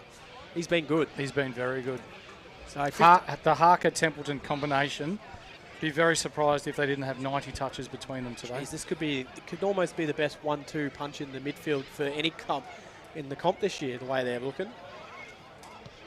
In he comes, and he's not able to finish off his work. He's only just snuck it in for a behind to the right-hand side, so the margin does stay under 200, 199 points as we approach full time. I'm not sure why it's been such a long game. We're going to go beyond 5. 31 o'clock goals here. probably says that, Johnny. Stand by after this game. We'll have a little bit of a review, and we'll be going to Les Hartland this evening, playing some great music as usual on a Saturday night. Les back in the studio as the ball is on half-back with the Roos. 57 shots on goal, and they've had a few out of bounds on the full Reece as well, Carman, so it's a short lot. pass forward. You're right, Cam, to Stray. Stray gives it by hand. Sullivan. Sullivan gets collared. He's tried to do too much, and you're holding the footy, son. Haddo picks it up. Advantage to Hare. Handball, 49 metres. Hare sets loose. Antonowitz, the use of the body was brilliant. Dived on the footy, then stepped up and kicked it around the corner and puts it through for the 32nd goal of the afternoon. 32-26. 218 it is. He's 11th to 13. Score sponsor, Jason Westcott Builder. Local footy, the place we want to be. It's fresh, it's live, and boy, oh boy, the body use, Mick, was brilliant. It was unreal. It all started again through half forward for the Bloods, half back for Broadford. Just with young Edwards, was it? Just trying to do too much with the ball. Should have just crossed the ball across or switched the ball, which would have enabled Broadford to go forward of centre, but again, just great ball use by Antonowitz for number 11. Can you fault him for having a crack, though? I would have liked to seen him switch the ball. He had 3 Broadford players by themselves on the far side. Interesting one. Who'd want to be a coach, in a situation? Free kick, Roos in the middle. This guy's been one of Broadford's best. Absolutely he has. It'll be a chance here. Young Thomas. Tate and Thomas, I'd probably say he has been their best, in my opinion, on the game today. That's not the best kick you'll see, though. He's kicked it straight to the opposite number 9, and Haddo, who then plays on, sends it down the line. Mark taken. Harvey's got it. He can wheel into Antonowitz on the lead again. Just couldn't quite take the mark. Defence for the Roos there. It's Carlin. He's able to swing the kick out of defence. He's down too. Antonowitz has done something to his knee, I think. He's not in a good way. As the final siren goes, he's holding on to a knee or a... And he's just punched the ground. This is a massive story. Wow. 5 seconds to go in the game and has fallen awkwardly, holding on to his knee. This is not good news for the Bloods. No, we'll keep our eye on this one to see what's going on, but there's a few South Bendigo people that are, well, they're almost holding their heads around it like it's such a serious injury here. And the trainers are out to him. So let's keep an eye out for that. Bit of silence. Yeah, that's a real Samba kind of mood. It's sort of taken the life out of the crowd, hasn't it? Norm Jenkins, we'll cross over to you for some stats in a moment, but obviously you mentioned the better players for Broadford today. You've got our award for the best on-ground Bendigo City frame, the sponsors award while we're watching on Mick Delaney. We'll let you think that over. Norm Jenkins got some full-time stats for us. Yes, stats in that last quarter, inside 50s, 20-6 in South Bendigo's favour. Centre clearances were even in that last quarter, 4 apiece. The Broadford boys were able to put pressure on South at the centre bounce and get the ball out. Inside 50s, as I said, 20-6. Intercept marks for the quarter were 4 to South Bendigo and 3 to Broadford. During the day, it was intercept ground balls that were the big difference between the two sides, and South Bendigo were able to make the most of them. There was 2 50-metre penalties for the day. Both went to Broadford. There was 4 out on the fulls by South Bendigo, 1 by Broadford. There were 9 ball-ups in that last quarter. The umpires let it flow and only actually balled up 4 times when there wasn't a goal scored. And there was only 5 throw-ins, so the players kept the ball inside the centre boundary, inside the boundary throughout that last quarter. But all in all, South Bendigo very dominant, over 80 inside 50s to the 21 for the Broadford side. Just going to stay for a second just to see what's going on here, but this is a stretcher coming out, and this looks quite serious for Caden Antonowitz, Mick. Yeah, it does. Not looking overly good. Our best wishes go to Caden, and hopefully it's nothing too serious, but it didn't look too good, did it? Geez, that would be a real dampener on the day, a 218 to 13. So they end up getting over 200 points is the margin. Who are we giving the award to? It's all on to you. So let's hand it over to you, Mick Delaney. And your first day with us on Comments, you've got the job of our Picture Art Plus Framers Award. Yeah, look, I feel a bit bad because even though he kicked 11 goals, the player of the day doesn't go to Caden Antonowitz as well as what he played. But you look at the likes of Brock Harvey down forward, Zimmerman, around half forward. He was really good. Isaiah Miller off half back. Like the list, Josh Nitsky's run and carry, Jack Fallon. As we see Antonowitz on his feet and walking off the ground, that will be a massive sigh of relief to all South Bendigo and footy lovers. He's hands in head though. This doesn't look good. He's got his head tucked into his jumper here, so I think